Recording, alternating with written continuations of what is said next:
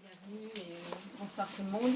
Donc je suis vraiment ravie de parler dans une atmosphère chaleureuse comme on sent déjà qu'elle va l'être. Donc je veux évoquer ce que c'est que cette proposition de municipalisme libertaire qui vient d'un ouvrier théoricien en fait, qui s'appelle Murray Bookchin. Mais surtout dans l'idée de voir en quoi ça nous concerne maintenant, là, et qu'est-ce qu'on pourrait en faire, étant donné les circonstances depuis quelques années qui sont en train de changer, étant donné la volonté de reprise en main d'un certain pouvoir par un grand nombre de citoyens. Et donc l'idée, c'est de voir comment on peut aller chercher dans une certaine vision théorique et historique des fondements pour reprendre ce pouvoir maintenant. Voir comment faire. Donc d'abord, je voulais vous présenter la vie et l'œuvre de Bookchin, parce que même si on ne doit pas se focaliser sur une personne, c'est pas important, il n'y a pas de culte de la personne, il n'y a pas de... Mais quand même, en fait, quand on voit toutes les étapes de sa vie et toutes les manières, enfin, tout ce qu'il a rencontré comme différentes luttes et comme différentes réflexions, on comprend mieux d'où vient cette proposition et tout ce qu'elle implique. Donc ça vaut la peine. Alors, il est né en 1921, et il était petit-fils d'émigrés russes aux États-Unis, d'émigrés antitsaristes. Donc il était déjà plongé dans une atmosphère de critique politique. Et lorsqu'il a terminé l'école secondaire, il est tout de suite entré comme ouvrier dans la métallurgie. Il s'est syndiqué. Il était aussi, depuis son adolescence, membre de Jeunesse communiste. Donc il est parti plutôt avec une formation marxiste. Puis, au moment de la guerre d'Espagne, il s'est enflammé pour le côté plutôt anarchiste, trotskiste, qui s'auto-organisait dans cette révolution sociale. Et il a été exclu des jeunesses communistes pour trotskisme. Et puis, après la guerre, il y a eu des très grandes grèves dans l'industrie automobile aux États-Unis. Il a fait partie de ces grèves avec son syndicat. Et là, il a eu une déception. Par rapport au mouvement ouvrier, il s'est rendu compte que le mouvement ouvrier n'avait plus du tout une force de changement radical de la société.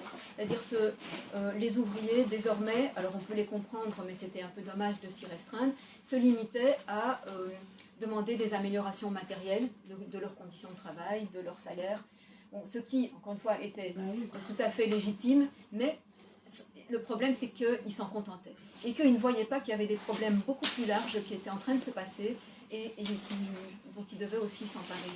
Et c'est à ce moment-là qu'il se dirige surtout vers les mouvements écologistes. Donc, en fait, c'est vraiment un penseur écologiste. Il a rencontré, disons, la réflexion écologiste et l'engagement écologiste plutôt tout au début des années 50, mais il va le maintenir jusqu'à la fin de sa vie. Hein. Il meurt en 2006. Donc, il fait partie du collectif qui édite une revue qui s'appelle Problèmes contemporains et qui dénonce surtout la destruction de l'environnement qui est en train de se faire aux États-Unis. Comme vous savez, les États-Unis sont toujours un peu en avance sur nous, y compris dans les mauvaises choses, enfin surtout peut-être. Et donc, il constatait déjà à l'époque la destruction des sols, la pollution des eaux, la pollution de l'air, les problèmes de santé dus aux additifs alimentaires, dus aux résidus de pesticides. Bref, il y avait vraiment déjà des alertes, mais qui n'ont rien donné pendant des décennies avant qu'on se rende compte que vraiment il fallait faire quelque chose. Et donc il fait partie de ce mouvement qui alerte sur ces questions, notamment avec un bouquin, son premier livre, qui paraît en 1962, qui s'appelle « Notre environnement synthétique ». Dans les années 60, il y a une multitude de nouveaux mouvements politiques qui se font aux États-Unis, mais aussi en Europe. Hein. Il y a une effervescence, il y a les mouvements pour les droits civiques, mouvements contre le nucléaire, il y a les mouvements étudiants, mouvements contre la guerre du Vietnam aux États-Unis. Et Bookchin fait partie de tout ça, il se mêle à tous ces mouvements, il est de partout. Et il estime en fait que tout ça forme un tout. C'est-à-dire qu'on ne peut pas séparer tous ces sujets. Tous ces sujets, en fait, ils ont d'une certaine manière les mêmes racines. Et c'est à ces racines qu'il faut s'attaquer. Ça ne sert à rien de dire juste on va juste s'opposer au nucléaire. Oui, mais il y a des vrais problèmes pour lesquels le nucléaire est proposé. C'est une mauvaise solution à un vrai problème. Même chose pour le racisme, il y a des racines qui vont au-delà de ça. Même chose pour ce mouvement de libération que demandaient les étudiants par rapport à une vie trop étriquée, avec trop de hiérarchie, trop de domination. Donc en fait, ce mouvement pour la liberté aussi, qu'est-ce qui l'empêche de se déployer dans tous les aspects de la vie? Bon, tout ça est entrelacé, toutes ces luttes sont liées. Et dans les années 60, c'est là que je vais vous proposer de regarder ensemble une partie de cette bibliographie, parce que ça permet ce qu'il écrit permet de bien comprendre toutes les thématiques auxquelles il s'est intéressé et justement comment il les lie entre elles. Et si vous regardez la 4e référence, là, c'est un recueil d'articles. Ces articles étaient d'abord parus dans des revues, et puis ça a été publié en recueil d'abord en anglais, et récemment en français. En fait, c'est très récent que Bookchin ait découvert en Europe et dans les pays francophones. C'est vraiment très récent. C'est un penseur qui, jusqu'à la fin de sa vie, a été assez méconnu. Mais maintenant, ça revient sur le devant de la scène, un petit peu, hein, je ne pense pas que beaucoup de monde le connaissait, mais ça revient un petit peu pour 2 raisons principales. Une raison, c'est que si vous connaissez un petit peu l'histoire du Kurdistan, dans les dernières années, le Kurdistan syrien a essayé d'établir ce qu'ils ont appelé un confédéralisme démocratique. Et en fait, ce confédéralisme démocratique, c'est un autre nom pour le municipalisme libertaire de Murray Bookchin. Et c'est directement inspiré de lui. C'est passé par l'intermédiaire de leur leader, qui s'appelle Abdullah Öcalan, qui est emprisonné à vie en Turquie, parce qu'il avait fait partie d'une organisation avant-gardiste armée, marxiste-léniniste. Et puis, dans sa prison, il a découvert les écrits de Murray Bookchin. Et il s'est dit, en fait, il faut tout à fait changer notre stratégie. On ne doit pas essayer de prendre un pouvoir par une avant-garde armée. Ce qu'on doit essayer de faire, c'est essayer de autonomiser un territoire en nous organisant nous-mêmes par la base. Et ce qu'il faut, c'est que le peuple lui-même s'organise dans les quartiers, dans les villages, dans une démocratie générale, où tout le monde puisse participer, quel que soit, alors parce que là-bas c'est compliqué, quel que soit son sexe, sa religion, son origine ethnique, sa langue. C'est compliqué parce que là-bas c'est vraiment multi-ethnique. Donc il a proposé ça, et tout de suite, en fait, cette région a commencé à s'organiser comme ça par le bas dans ce confédéralisme démocratique.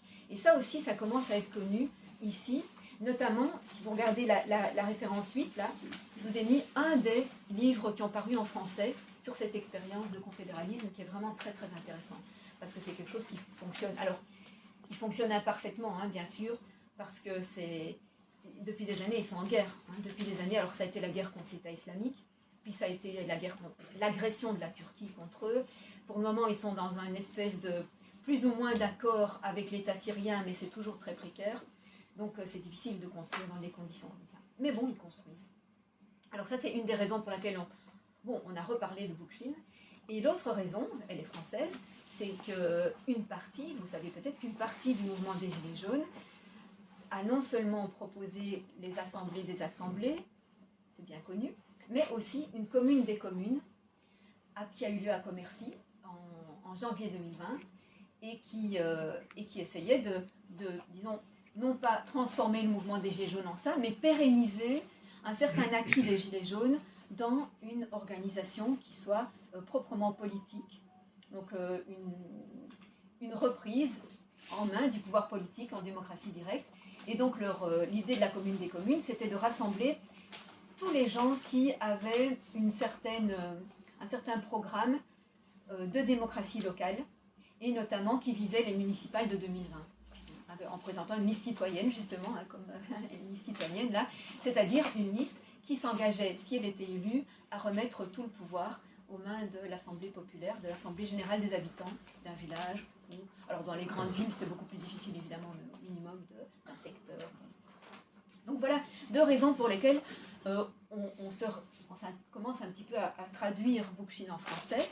Et comme vous voyez, donc les recueils d'articles là, ils ont été publiés en 2016 et puis le suivant en 2019. C'est vraiment tout récent. Alors dans le recueil de 2016, vous voyez que le premier titre c'est Au-delà de la rareté. Au-delà de la rareté, et même sous-titre L'anarchisme dans une société d'abondance. Bon, à cette époque, Bookchin est très proche des anarchistes. Après, il va s'en distancer. Mais peu importe, c'est pas ça qui compte. Ce qui compte, c'est la proposition. Et une société d'abondance, fait, ce que dit Bookchin, c'est qu'on n'est plus du tout dans l'idée marxiste que l'homme doit encore lutter contre la rareté. En réalité, à cette époque, on est arrivé à produire bien assez pour nourrir la terre entière. Simplement, le problème, c'est la répartition. Donc le problème, il est politique. Il est un problème de domination, d'accaparement des richesses. Il n'est pas du tout un problème de on n'a pas les moyens techniques suffisants pour nourrir tout le monde. Ça, c'est faux. On le sait bien depuis lors. Ça n'a pas changé depuis lors.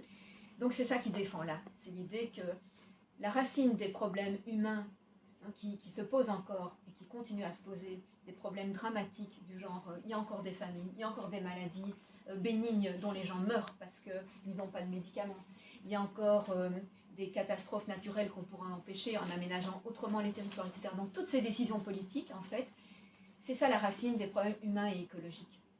Et donc ça, c'est sa thèse. Et cette thèse, il la développe dans le titre suivant qui s'appelle « Écologie et pensée révolutionnaire ». Dans ce titre, il propose l'expression écologie sociale. Donc le type d'écologie qu'il défend, c'est une écologie sociale. Ça veut dire une écologie qui dit que on ne pourra pas résoudre les problèmes du climat, de la planète, de la pollution et de la misère humaine si on garde cette organisation sociale et politique qu'on a actuellement. On ne pourra pas les résoudre. Parce que l'organisation étatique, hiérarchique, soutient un mode économique qui est le capitalisme, c'est-à-dire qui fonctionne au profit de quelques-uns, d'une certaine classe. Depuis lors, il y a eu les 99% contre 1%, etc. Donc toutes sortes de mouvements qui ont reconnu cette idée. Et donc il ne faut pas attendre, il dit qu'il ne faut pas opposer l'étatique au privé en pensant que l'État va être régulateur des entreprises et que l'État va nous sauver des excès du marché. C'est vraiment un leurre. Il montre ça dans ces essais-là. Bon, alors dans le deuxième, je vous laisse lire les autres titres, donc tout est intéressant, mais bon, pour retenir dans le deuxième recueil d'essais, ce qui est peut-être le plus important dans l'évolution de sa pensée, il y a un titre qui est issu d'un recueil paru en anglais mais pas encore traduit, qui s'appelle « L'écologie de la liberté, l'émergence et la dissolution de la hiérarchie ». Ça, c'est déjà dans les années 80. Que Bookchin fait un énorme effort autodidacte. Je vous rappelle que c'est un ouvrier, mais il fait un énorme effort autodidacte pour aller lire des tas de livres d'histoire, de livres d'anthropologie, pour essayer de comprendre à quel moment des sociétés il y a eu ce tournant vers la domination d'un certain groupe sur les autres groupes. Pas nécessairement d'une classe sur les autres, c'est devenu une domination de classe, mais ça a pu être une domination d'une famille ou d'un clan sur les autres clans, etc., dans certaines sociétés. Donc il essaye de retrouver qu'est-ce qui a changé pour permettre cette domination. Et sa proposition, c'est que, avant même qu'il y ait des moyens techniques de la révolution industrielle qui permettent effectivement de rassembler dans quelques mains tout le pouvoir de production, accaparement des moyens de production, donc avant même ça qui arrive à l'époque moderne, bien plus tôt, déjà dans l'Antiquité, il dit qu'il y a une certaine mentalité qui faisait que les hommes se sont permis à la fois de dominer d'autres hommes et de dominer la nature. Il pense que les deux sont liés. C'est-à-dire que quand on se donne le droit, et souvent de droit divin, il va chercher par exemple des passages dans la Bible où il dit, là on voit que, en fait, c'est comme si Dieu avait créé l'homme comme jouissant, pouvant jouir de toute la nature à sa guise, pouvant l'utiliser, elle est faite pour lui, et pouvant aussi éventuellement dominer d'autres peuples. Donc si on s'arroge le droit d'utiliser d'autres êtres humains, par exemple en servitude ou en salariat ou exploité d'une manière ou d'une autre, on se donne aussi le droit de surexploiter la nature sans réfléchir aux nuisances qu'on crée, notamment vis-à-vis des autres espèces de vivants. Et donc il lit les deux, ça c'est sa grande thèse théorique. Donc là aussi il dit, si on veut s'attaquer à l'un, on doit s'attaquer à l'autre. Si on veut qu'il y ait un respect de la nature et qu'on retrouve une harmonie avec la nature, il ne faut pas seulement voir notre intérêt, il ne faut pas seulement se dire, bon là attention parce qu'on est en train de couper la branche sur laquelle on se trouve, c'est pas juste ça. C'est que pour retrouver une vraie harmonie et une vraie coexistence, il faut qu'on supprime cet imaginaire de domination qu'on a. Et donc retrouver de l'entraide, recréer des liens égalitaires. Et ça va passer par quoi? Ben justement, ça va passer par non seulement des liens conviviaux, des liens sociaux, des liens d'échange, des liens de production collective, comme je crois que certains d'entre vous sont en train de recréer. C'est pas seulement ça, mais il dit qu'il faut aussi une institution politique qui corresponde à ça. La différence de la sphère politique par rapport aux autres sphères, c'est que c'est la sphère de la délibération. C'est le lieu de la délibération. C'est le lieu où on se met ensemble et on décide des structures communes qu'on veut. C'est-à-dire qu'est-ce qu'on veut comme type d'institution, comme type de pouvoir. Où est-ce qu'on veut que se trouve le pouvoir législatif? Dans les mains de qui? Dans les mains de qui est-ce qu'on veut que se trouve le pouvoir exécutif et sous quelle modalité?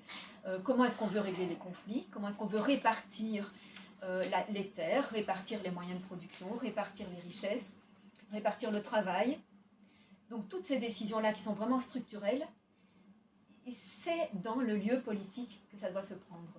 En fait, en gros, c'est ce que définissent les constitutions des États. Et où parfois, alors aux États-Unis, il y a aussi une indépendance beaucoup plus grande qu'ici des pouvoirs locaux. Donc il y a des chartes communales qui répartissent aussi de manière souvent indépendante de l'État, qui répartissent les pouvoirs, les possessions de la commune, etc. Mais donc il insiste sur le fait que les liens ne doivent pas être seulement donc, économiques et sociaux, ils doivent être aussi proprement politiques. Et c'est ça la notion de municipalisme libertaire, c'est ça qu'elle veut dire. On va au niveau de la municipalité ou de la commune, ça s'appelle aussi communalisme d'ailleurs, c'est tout à fait synonyme. On va recréer la démocratie directe, c'est-à-dire créer des assemblées de citoyens populaires qui rassemblent tout le monde, ou du moins tous ceux qui veulent y participer. Et c'est avec en vue l'idée de créer progressivement un double pouvoir, c'est-à-dire d'une part on aura le pouvoir officiel qui vient du haut en bas, qui descend depuis les plus hautes sphères de l'État, du gouvernement, vers toute une série de relais institutionnels pour arriver jusqu'au stade de la commune. Et bien, à côté de ce pouvoir officiel, on va en créer un autre, nous-mêmes, qui sera fait de bases communales, ou de quartiers, ou de villages. Et puis on va se confédérer, très important, on se confédère, parce qu'on ne va pas se replier sur des minuscules entités, ce n'est pas le but. On va se confédérer. Et comment se confédérer entre donc de multiples assemblées? Eh bien, quand on aura besoin de se mettre ensemble, par exemple, pour créer une école qu'on a envie de mettre en commun entre plusieurs villages, ou pour créer une unité médicale, ou pour aménager une route, ou savoir comment on va se servir d'une rivière, et des choses comme ça. Donc chaque fois, il y a besoin évidemment de s'entendre à un niveau un peu régional. Alors chaque fois, les assemblées délibéreront d'abord en démocratie générale, émettront une proposition. Avec cette proposition, elles enverront un délégué qui aura le mandat au Conseil confédéral de proposer donc, la proposition de son assemblée. Alors tous les délégués confronteront leurs propositions respectives. Ils verront si elles s'accordent bien ensemble. Si elles s'accordent, pas de problème. Ils peuvent prendre tout de suite la décision de mettre en œuvre ce qui est décidé. Si elles ne s'accordent pas tout à fait, parce que évidemment chaque commune ne connaît pas exactement la réalité des autres communes, donc il se peut que tout le monde n'ait pas tenu compte de l'ensemble, à ce moment-là, les délégués retournent dans leur assemblée, font part des divergences, on rediscute en tenant compte cette fois de tout le monde, et on renvoie un délégué qui, de nouveau, porte la parole de son assemblée, et enfin, on peut prendre la décision confédérale. Et ça, on le fait à différents niveaux de regroupement, à différentes échelles, selon le besoin, selon le territoire qui est concerné. Et alors on pourrait se dire, oui, mais est-ce que ça ne repose pas sur une vision un peu idyllique des êtres humains? Est-ce que les gens sont capables de vraiment délibérer en assemblée en n'ayant pas simplement l'envie de faire passer leur intérêt propre et de l'imposer aux autres? Est-ce qu'on peut vraiment discuter? Eh bien, en fait, bon, d'une part, les recherches historiques de Murray Bookchin, elles ont consisté en grande partie à montrer que c'était possible. Et il l'a montré en allant chercher tous les endroits, tous les moments de l'histoire où ça a eu lieu. où ça a effectivement eu lieu. Bien sûr, alors on remonte bien sûr aux cités grecques, qui ont été démocratiques, qui se sont, c'est pas toutes, mais certaines qui se sont vraiment organisées comme ça pendant certainement un siècle ou un siècle ou deux. Et puis après dans l'histoire, on en trouve d'autres exemples, par exemple dans les cités médiévales. Alors c'est déjà un peu moins complet, c'est déjà un peu moins une démocratie totale, mais tout de même, il y a une indépendance des villes, de certaines villes contre la féodalité, avec une organisation qui était quand même, disons, dans une certaine classe sociale assez égalitaire. À la Renaissance, les villes italiennes, c'est ça aussi. Puis il y a eu des ensembles, des alliances de cités en Allemagne notamment. Enfin, l'Allemagne n'était pas unifiée, donc des alliances de cités qui là aussi cherchaient jalousement à garder leur indépendance et donc à avoir une certaine démocratie locale. Et puis alors, plus près de nous, évidemment, il y a la Commune de Paris. Il y a même alors il insiste beaucoup sur, pendant les premières années de la Révolution française, les sections, tout le mouvement sectionnaire. Le mouvement sectionnaire qui, en 93, a vraiment voulu redécentraliser le centralisme jacobin. Donc, d'ailleurs, ils se sont fait écraser, les pauvres, par les jacobins. C'était vraiment c'était très important, cette idée de décentraliser pour retrouver une démocratie directe dans chaque section, et pas seulement dans chaque ville, mais dans chaque section. Parce que c'était ça la volonté du peuple. La volonté du peuple, c'est ce que le peuple peut exprimer directement. La volonté du peuple, c'est pas voter pour quelqu'un qui va soi-disant représenter ce qu'on est, comme si on pouvait être représenté. Donc là, vraiment, Bookchin, il accumule donc toutes ces expériences. Il y a aussi l'Espagne de 1936, pour laquelle il s'était enthousiasmé, où il y a une formation de comités de citoyens qui prenaient toutes les décisions, qui redistribuaient les terres, qui retravaillaient ensemble. Donc c'est possible. Et il y a des exemples très récents dans d'autres parties du monde, comme j'ai parlé du Kurdistan syrien. Il y a aussi le Mexique zapatiste, qui depuis 1994 est organisé en municipalisme de démocratie directe. Et ça marche. Donc, alors, comment ça peut marcher? Disons, comment se forme un débat comme ça? Et pourquoi ce débat est-il plus efficace? Pourquoi est-ce qu'on peut montrer qu'il est plus efficace et qu'il résout mieux les problèmes que la hiérarchie d'État? En fait, il faut penser que chaque personne a ses propres expériences, sa formation, ses connaissances, ses réflexions, et que ce n'est jamais qu'elle ne peut avoir aussi intelligente, aussi érudite, aussi morale, de bonne volonté qu'elle soit, elle ne peut jamais avoir qu'une petite perspective sur une question. Elle connaît un aspect d'une question, mais pas les autres aspects.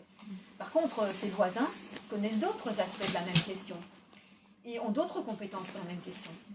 C'est seulement en discutant directement, Bookchin est toujours en face à face, c'est-à-dire une assemblée où on se rencontre physiquement. C'est seulement en discutant comme ça qu'on peut confronter tout ce qu'on connaît, mettre tout ça ensemble et trouver quelle est la meilleure solution qui arrange le maximum de gens, qui ne lèse personne. Parce qu'on peut léser des personnes volontairement, bien sûr, ça c'est toute la mentalité d'accaparement, mais on peut aussi léser simplement parce qu'on ne connaît pas les réalités des terrains. C'est une des raisons pour lesquelles plus on s'éloigne du pouvoir local, plus les décisions sont mauvaises.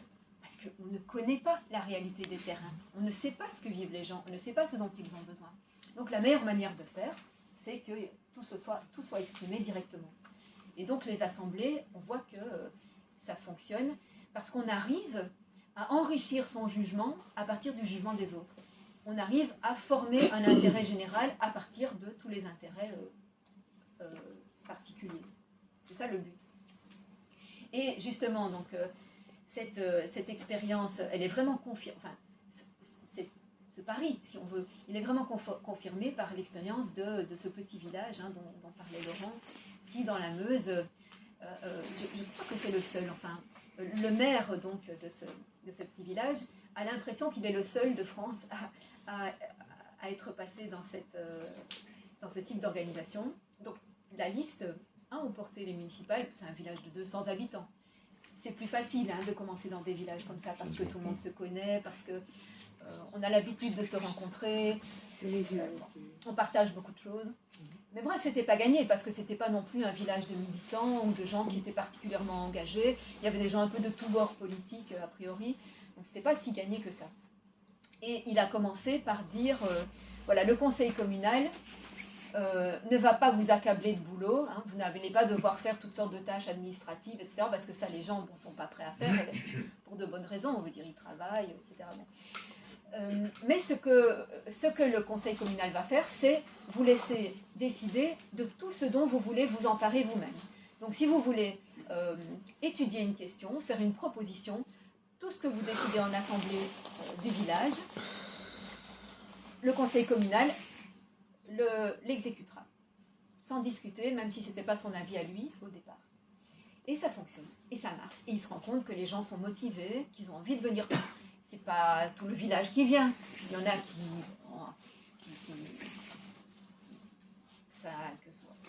ça n'intéresse pas, mais enfin il y en a peu. En général, les gens sont intéressés, et évidemment, comme ils voient qu'ils arrivent à réaliser des choses, qu'effectivement, ce qu'ils décident en commun est réalisé finalement. Ça marche de mieux en mieux. Et ça, c'est une sorte d'exemple vraiment qu'il faut répandre, quoi, et qu'à partir du moment où on montre que tout le monde est content, que ça fonctionne, ça peut faire tache d'huile, ça peut se répandre. Donc voilà, pour l'organisation de la démocratie directe. Maintenant, grande question, autre difficulté, c'est comment on fait dans les grandes villes. Hein, parce que là, alors, Bookchin, il était très préoccupé depuis les années 60-70, là, il s'était beaucoup préoccupé de l'urbanisation. Hein, il y a aussi un gros ouvrage qu'il a publié, malheureusement, qui n'est pas encore traduit en français, qui s'appelle « De l'urbanisation aux cités ». Donc en fait, il veut qu'on passe d'une urbanisation gigantesque, hein, d'énormes entités urbaines, mégapoles, etc., qu'on passe de ça à des cités. Ce qu'il appelle une cité, c'est par référence à la cité antique. C'est-à-dire c'est une petite entité qui peut se réunir en assemblée politique, donc qui est à une échelle pas trop grande, justement, pour pouvoir s'autogérer. Donc c'est ça, il dit qu'il faut redécomposer les mégapoles en une multitude de petites cités. Bon, mais comment on fait ça? Le problème, c'est que les quartiers ont été hyper spécialisés. Dans la plupart des grandes villes, vous avez un quartier différent pour les résidences, un autre pour le commerce, un autre pour éventuellement un zoning industriel, pour une zone de bureau. Tout ça est complètement séparé, spécialisé, ce qui oblige à faire des axes de transport routiers extrêmement polluants, pénibles pour le temps qu'on y perd, pénibles pour les embouteillages, dramatiques pour l'environnement. Donc tout ça est à revoir complètement. Ça a été un très très mauvais aménagement au départ. Comment rediviser ces mégapoles? Mais déjà, ce qu'il propose, c'est de faire une division en créant des assemblées de quartiers. Et donc déjà, ça c'est une division politique. C'est-à-dire on se dit, dans notre quartier, on va se réunir et on va évoquer les problèmes du quartier. Et on va essayer de faire pression sur notre municipalité la plus proche, hein, le pouvoir municipal le plus proche, pour dire, voilà, nous on est une assemblée de autant d'habitants, on a une légitimité par le nombre qu'on est parce qu'on habite ici, et on vous demande au nom de cette légitimité d'appliquer tel et tel programme, hein, de nous donner telle et telle chose. Bon. Ça c'est une manière de faire. Tant qu'on ne peut pas faire comme le village, c'est-à-dire gagner totalement le pouvoir municipal et le remettre totalement à l'Assemblée. Tant qu'on ne peut pas le faire, on fait pression. Une autre possibilité, c'est essayer de rouvrir dans tous les quartiers tout ce qui met de la vie et de la convivialité dans un quartier. C'est-à-dire se remettre à avoir des petits commerces de proximité, ou mieux encore, des petits collectifs d'échange de produits. Puisqu'on doit en même temps remédier à un gros problème qui est la précarisation de plus en plus grande de beaucoup de couches de la population, à beaucoup de gens qui n'arrivent plus à se nourrir convenablement. Donc plutôt faire quelque chose de solidaire, genre épicerie collective avec un rapport direct avec des producteurs, des choses comme ça. Ça se fait un peu partout, mais systématiser ça renoue des contacts aussi entre les gens. Ça permet que quand on se rencontre, il y a plus d'idées qui jaillissent. On peut faire aussi recréer des bars de quartier, recréer des cinémas de quartier, des centres culturels, des maisons du peuple qui concentrent un peu toutes ces idées, toutes ces rencontres. Donc bref, tout ça, en fait, il n'y a pas besoin de beaucoup d'argent pour le faire. Hein, c'est surtout de la bonne volonté, être assez nombreux, faire ça ensemble, y mettre un peu de temps, mais c'est même pas gigantesque. Et il y a moyen de se débrouiller pour redonner de la vie à chaque endroit. Et une fois qu'on a redonné de la vie comme ça à chaque endroit, on pourra à un moment passer au niveau politique. On pourra espérer alors faire une campagne, par exemple, horizon des prochaines municipales, 2026. Si d'ici là on arrive à vraiment étoffer de cette manière-là les assemblées et les quartiers, on peut viser à avoir plus de listes vraiment municipalistes, c'est-à-dire communalistes, ou vraiment en démocratie directe, qui peuvent l'emporter. Donc voilà comment on peut utiliser cette pensée de Bookchin dans nos circonstances actuelles pour essayer de retrouver de la démocratie directe.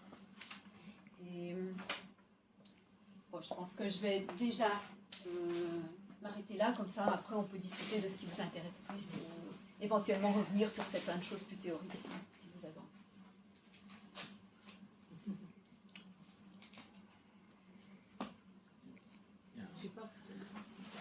Une question, c'est par rapport au temps. J'ai l'impression que l'État aujourd'hui prend une partie de son importance et légitime son pouvoir en disant que le temps a tendance à s'accélérer, donc il faut prendre rapidement des décisions, et le système prôné par Bookchin demande énormément de temps, puisque tu as dit quand il n'y a pas accord dans des confédérations, on revient, on rediscute. Et comment est-ce qu'il y a une conception du temps par rapport à une modernité? Est-ce que c'est une illusion de dire que le temps s'accélère ou que ça crée des problèmes, cette accélération, des états d'urgence, enfin des idées comme ça? Ou est-ce qu'il laisse ça de côté, cette conception du temps? En fait, je crois vraiment que, comme tu dis, c'est une illusion. Et c'est un peu instrumentalisé, cette idée de l'accélération, pour justifier en fait une certaine monopolisation de la décision. Parce qu'en réalité, si on prend un exemple récent, au début de l'épidémie, qu'est-ce qui s'est passé? En fait, l'État s'est montré complètement démuni, alors qu'il avait tous les moyens de réquisition, les moyens de décision, les moyens de coercition, les moyens de... Enfin bon, il avait tous les pouvoirs dans ses mains. Il a été incapable de fournir ce qui était nécessaire au début. Il a été incapable de réquisitionner les gens qui auraient pu aider dans des exemples très concrets. Des tas de gens dans le pays étaient capables de faire des tests PCR. L'État n'a pas voulu accepter leurs offres parce qu'il fallait que tout vienne selon le protocole officiel bureaucratique institué. Et il était incapable de déroger à ça. Et du coup, qu'est-ce qui s'est passé? Pendant des mois, il n'y en a pas eu. Alors, c'est ça qu'ils appellent la rapidité de décision? Pas du tout. En fait, la bureaucratie empêche énormément la rapidité de décision.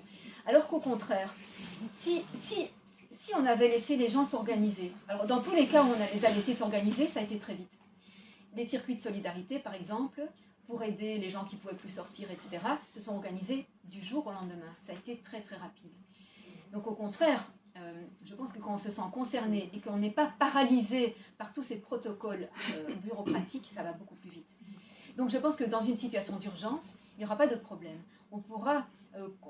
bon, d'abord, il y a des tas de choses qui se décident seulement localement, donc on peut convoquer une assemblée d'urgence et se décider très vite. En plus, les compétences sont là, parce que les compétences, c'est chacun de nous qui les a. C'est dans l'assemblée qu'il y aura les médecins, les vétérinaires, je sais pas, les techniciens, les ingénieurs, tout le monde, les producteurs agricoles, ils seront dans l'assemblée directement. Il n'y aura pas besoin de chercher où ils sont, de trouver des listes. Ils seront là.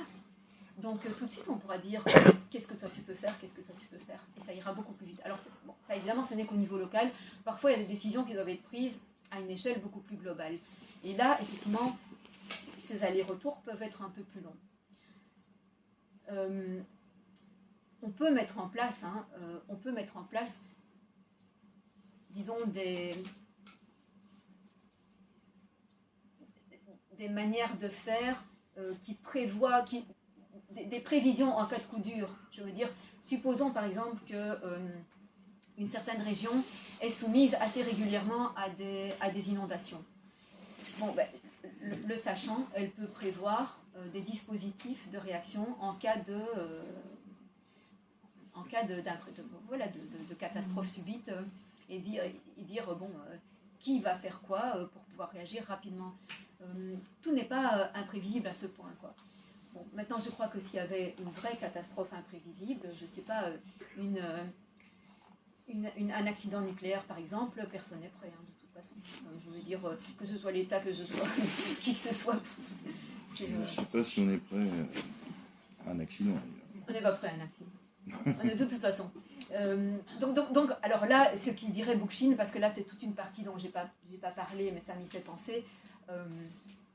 Il a une énorme partie de son œuvre est aussi consacrée à une réflexion sur la technique. Quelles sont les techniques dont on veut disposer et pourquoi, et lesquelles on ne veut pas.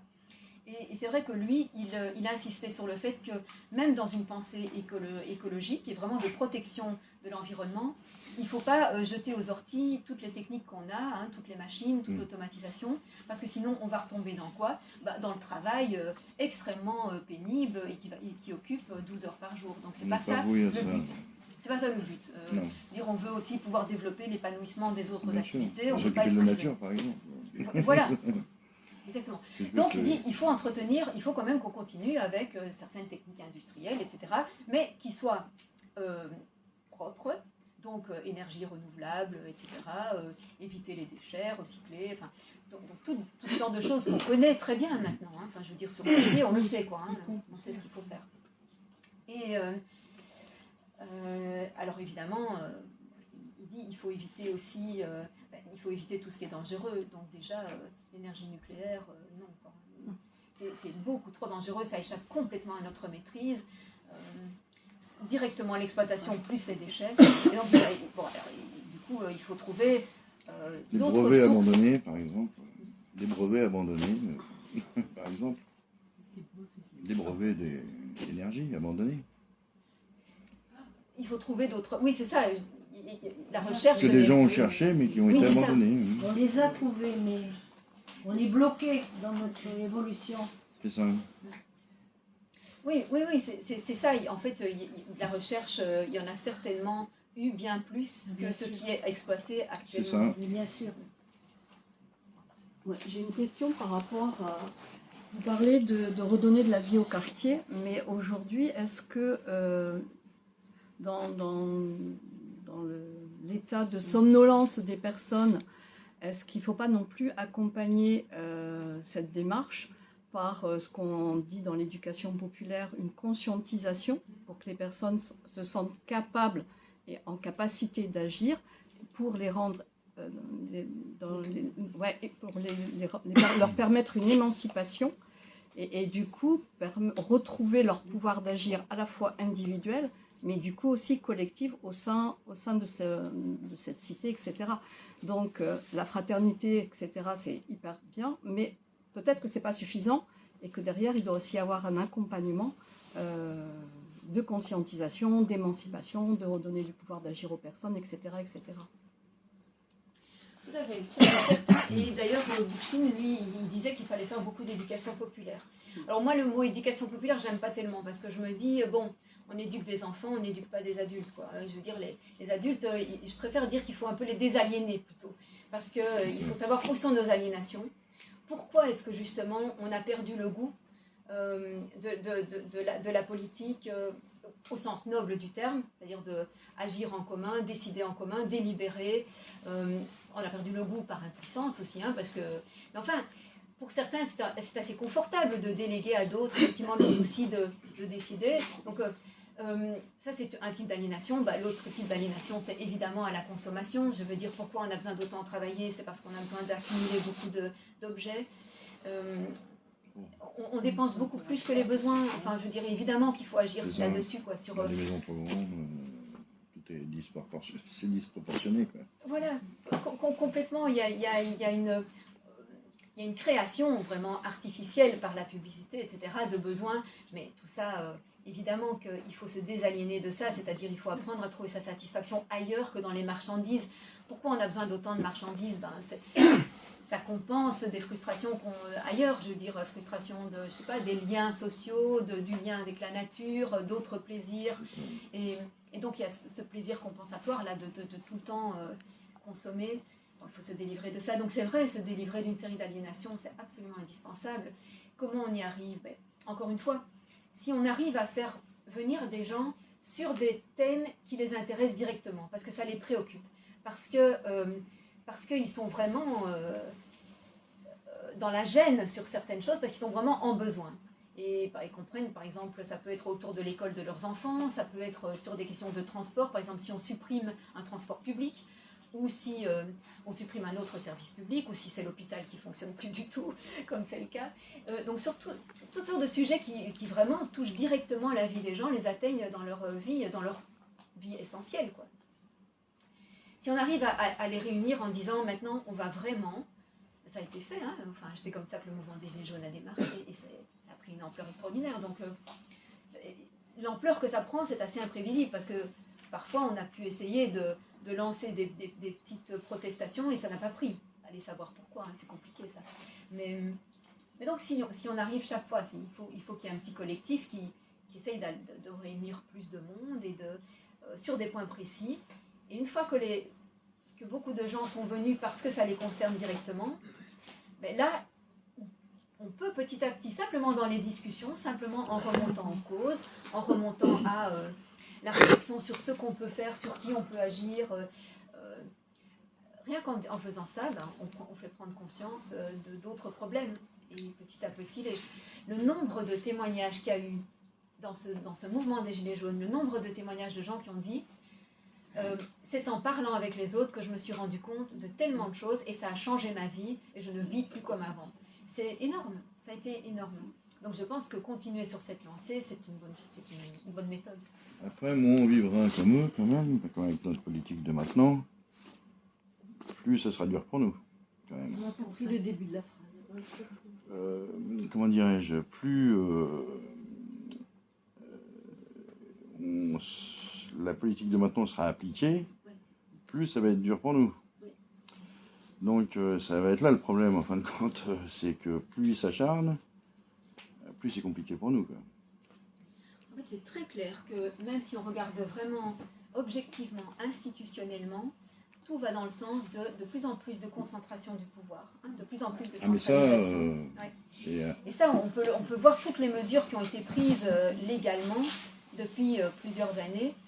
Ça va toujours dans ce sens-là. Donc d'enlever le pouvoir au plus local pour aller vers de plus en plus. Cela, on a un pouvoir illégal, quoi.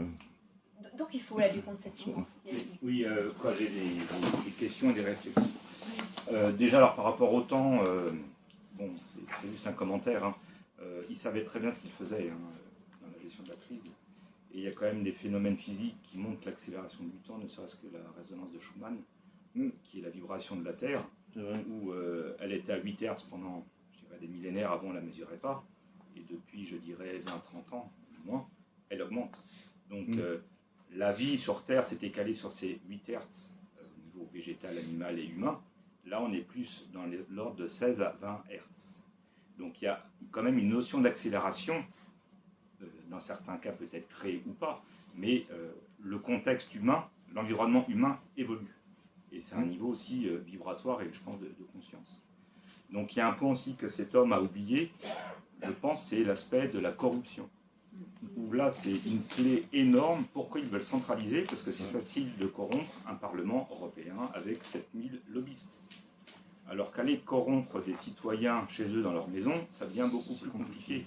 Et là, comment ils ont verrouillé le système actuellement, c'est tout ce qui est intercommunalité. Bien sûr. Vous voyez? Parce que tout ce qui est vraiment local a été cassé. On a fait des super régions, les États vont disparaître dans l'Europe et après, tout ça sera centralisé. Ils sont en train de casser les Donc États, ça, c'est vraiment un point d'interrogation. Mais on a encore plein de pouvoir en nous. Et je pense que le matérialisme tire vers le bas au niveau énergétique, alors que la relation humaine élève. Et c'est bien pour ça qu'ils nous pourrissent la tête avec de la pub et nous font acheter des trucs qui servent à rien, parce qu'une fois qu'on a acheté, on n'est pas mieux. Et on recommence parce qu'on n'est pas mieux. Donc c'est un cercle vicieux. hein. Donc, de ce côté-là, il y a ça. Et l'autre réflexion que j'avais, c'était au niveau des confédérations. Comment ils votent? C'est à l'unanimité ou est-ce que... Parce que avoir la majorité 100%, c'est compliqué sur certains sujets. Et là, est-ce qu'on ne tombe pas dans les mêmes travers que notre démocratie actuelle, où il y aura toujours des gens qui auront dû gagner, entre guillemets, les autres, les écarts? Très important la question du vote. Et d'ailleurs, Bookchin, il a échangé des polémiques assez dures avec d'autres mouvements, notamment anarchistes, dont il était proche au début. Et puis, c'est une des raisons pour lesquelles il s'en est éloigné, parce que il disait que, je crois que c'était pas tout à fait vraiment, enfin, il disait que les anarchistes étaient trop focalisés sur le consensus, c'est-à-dire qu'ils voulaient que dans une assemblée, on ne prenne des décisions qu'au consensus. Il disait que, alors ça veut dire qu'une seule personne peut bloquer toute une assemblée, et que ça, on ne peut pas laisser faire ça. En réalité, c'est pas tout à fait vrai, parce qu'en fait, il y a une notion dans les mouvements anarchistes, il y a une notion qui s'appelle l'abstention amicale, qui consiste à dire jusqu'au bout je ne suis pas d'accord avec le reste de l'Assemblée, mais je suis tellement minoritaire que je vais laisser prendre la décision quand même, mais en disant que je ne suis pas d'accord pour telle et telle raison. Donc ça c'était quand même prévu. Maintenant, lui, Bookchin, il disait qu'il ne fallait vraiment pas hésiter à prendre des votes simplement à la majorité, une fois qu'on l'avait vraiment débattu, hein, que tous les arguments avaient été échangés. Si malgré tout on n'arrivait pas à un accord, il fallait voter. Et voilà, il ne faut pas avoir peur de voter à certains moments si on n'arrive pas à se mettre d'accord. Mais c'est très différent de voter avant même d'avoir débattu, ou de voter quand on a tout échangé. C'est ça. Oui. C'est très différent. On voit bien que le vote maintenant, avec l'Europe, c'est quand même aléatoire. Quoi, hein, parce que tout le monde a voté non, c'est passé vite. Hein. Oui, mais on peut dire aussi... Ah oui, le référendum. Alors, C'est ça. l'histoire du référendum, Ça, évidemment. Personne ne s'est réveillé à ce moment-là. Je ne sais pas pourquoi, mais bon. Ah oui. Normalement, on aurait dû tout péter. Quoi, donc, c'était scandaleux. Le peuple dit non et ça passe quand même. Quoi. Non, mais bien sûr. Personne n'a réagi. Il y a eu des protestations, disons, écrites. Oui, mais c'est ça. mais pas plus. Mais quoi, je pense aussi qu'avec l'évolution des consciences, beaucoup plus de personnes vont voir l'intérêt collectif supérieur. Je pense. Et les décisions se feront plus rapidement. Et ils mettront de côté leur intérêt perso, quoi, pour le collectif. Et c'est là où la notion de temps sera peut-être toujours là, mais peut-être que les décisions iront beaucoup plus vite, parce que très rapidement, on va se rendre compte que, oui, il faut aller dans cette voie-là, pour le bien commun. Mais ce qui est intéressant, c'est justement, je trouve, c'est de pouvoir se dire, en fait, on n'est pas obligé d'opposer l'intérêt collectif et l'intérêt personnel, parce qu'en fait, dans une assemblée, on peut arriver très vite à se rendre compte que son propre intérêt correspond en fait à l'intérêt collectif. Pour la plupart des gens, ça correspond. Je veux dire que ne s'implante pas un énorme centre commercial ou qu'on ne bétonne pas une prairie ou qu'on ne... C'est l'intérêt de tout le monde. Sauf peut-être il y a une ou deux personnes qui jusqu'à présent s'enrichissaient aux dépens de tout le reste de la population. Et donc en fait, pour la plupart des gens, il n'y aura pas un sacrifice pour l'intérêt collectif. Au contraire, ça correspondra. Donc ça, je pense qu'il ne faut pas partir avec l'idée qu'on va devoir se sacrifier. Est-ce que du coup, justement, dans ces confédérations, il y a le consentement? C'est pas le consensus, c'est le consentement. C'est-à-dire que le consensus, tout le monde dit oui, alors que le consentement, personne ne dit non.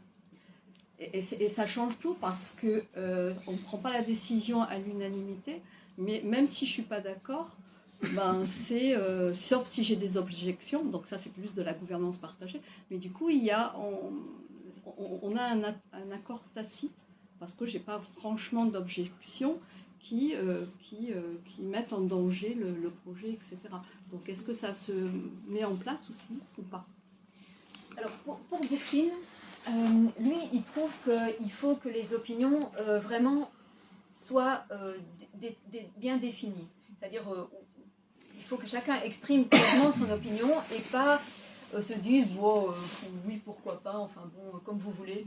Il faut que chacun vraiment s'exprime clairement et que si on a fait un vote à la majorité, il dit que l'opinion des minorités qui n'ont pas été satisfaites, il faut que ce soit bien acté, qu'on dise bien pourquoi elles n'étaient pas d'accord, parce qu'on peut éventuellement y revenir à un autre moment. C'est-à-dire il se peut qu'à un moment on se dise, ah ben on a fait une bêtise, on s'en rend compte dans les conséquences de notre décision, et on reviendrait à une opinion minoritaire qui s'était exprimée. Donc pour lui, il faut vraiment acter toutes les opinions minoritaires, il faut qu'elles soient claires. Et donc il n'y a pas vraiment un consentement. On peut dire, bon, je crois que votre option n'est pas bonne, mais en argumentant toujours. Et puis dire, ben, peut-être qu'un jour, on s'en rendra compte que c'était pas la bonne. Ça, c'est possible, je veux dire. Bon, pour revenir sur la question de la lenteur de la prise de décision qui serait impliquée, effectivement, il me semble que ce qui pourrait se passer, c'est peut-être que la prise de décision serait longue, effectivement, d'attendre l'épuisement des objections, que tout le monde ait pu s'exprimer. Par contre, il me semble que l'accélération pourrait se faire après dans la mise en œuvre de la décision. Oui. Parce que là, actuellement, ce qui se fait, c'est qu'une décision est prise de manière très centralisée, très verticale. Ensuite, on dépense de l'argent pour faire une campagne de communication pour informer les citoyens. Et ensuite, il faut les mettre en œuvre, il faut qu'ils adhèrent, alors qu'ils n'adhèrent pas forcément au projet ou à la mise en œuvre. Alors que si le travail de fond est fait en assemblée citoyenne, qu'il y a vraiment un aller-retour, il y a aussi un point que tu pourras développer, mais la question de aller chercher le savoir aussi pour les citoyens et de pouvoir faire appel à des experts. Mais une fois que la décision est prise et ce long processus, je pense que la mise en œuvre devrait pouvoir être beaucoup plus efficace, plus rapide. Déjà, la communication, les citoyens ont été impliqués dans le débat, donc ils savent ce qui va se faire, ils en connaissent les différents aspects. Et puis, dans cette discussion, auront pu émerger les difficultés de la mise en œuvre, plutôt que de mettre en œuvre puis de se rendre compte des problèmes ou de se rendre compte qu'on a raté l'objectif a posteriori. Donc c'est peut-être pas... en tout cas, il y aura une forme de lenteur, mais peut-être que le travail de fond de la décision et de sa mise en œuvre serait beaucoup plus efficace, par contre, et ferait adhérer une plus grande part de la population. Oui. D'autant plus que, en fait, là, l'Assemblée, elle est à la fois pouvoir décisionnel, disons législatif, et exécutif, puisque c'est en son sein aussi qu'on va se distribuer les tâches. Évidemment, on va faire appel aux professionnels quand il faut, etc. Mais oui, ça ira beaucoup plus vite. Donc ça, c'est tout à fait clair. Maintenant, une autre raison pour laquelle je pense que le temps ne sera pas à ce point-là un problème, c'est qu'il ne faut pas non plus que l'Assemblée discute de tout et n'importe quoi, et ni n'importe comment. Dire l'Assemblée, il faut qu'elle ait un ordre du jour bien précis, qu'il soit déjà préparé. Il faut déjà que si quelqu'un veut mettre quelque chose à l'ordre du jour, il y ait une petite commission qui se fasse par tirage au sort, par exemple, de manière avec un roulement, etc. Mais enfin, il faut qu'il y ait une petite commission qui recueille les propositions d'ordre du jour, qui voit ce qui est recevable, en fonction de est-ce que c'est le rôle de l'Assemblée de décider de ça ou pas, et puis qui mettent ça à l'ordre du jour. Donc au moment où il y a l'Assemblée, il y a, je vois que Madame elle est un peu dans les techniques, là je vois d'éducation populaire et tout, il y a des techniques évidemment de gestion d'Assemblée, donc il y a une personne qui doit présider au sens où elle doit simplement vérifier qu'on ne s'éloigne pas trop de la question, qu'on ne va pas se mettre à faire des digressions, etc. sur d'autres... quand on dit tout le monde doit s'exprimer, c'est pas sur n'importe quoi, il faut que ça reste focalisé sur la décision à prendre.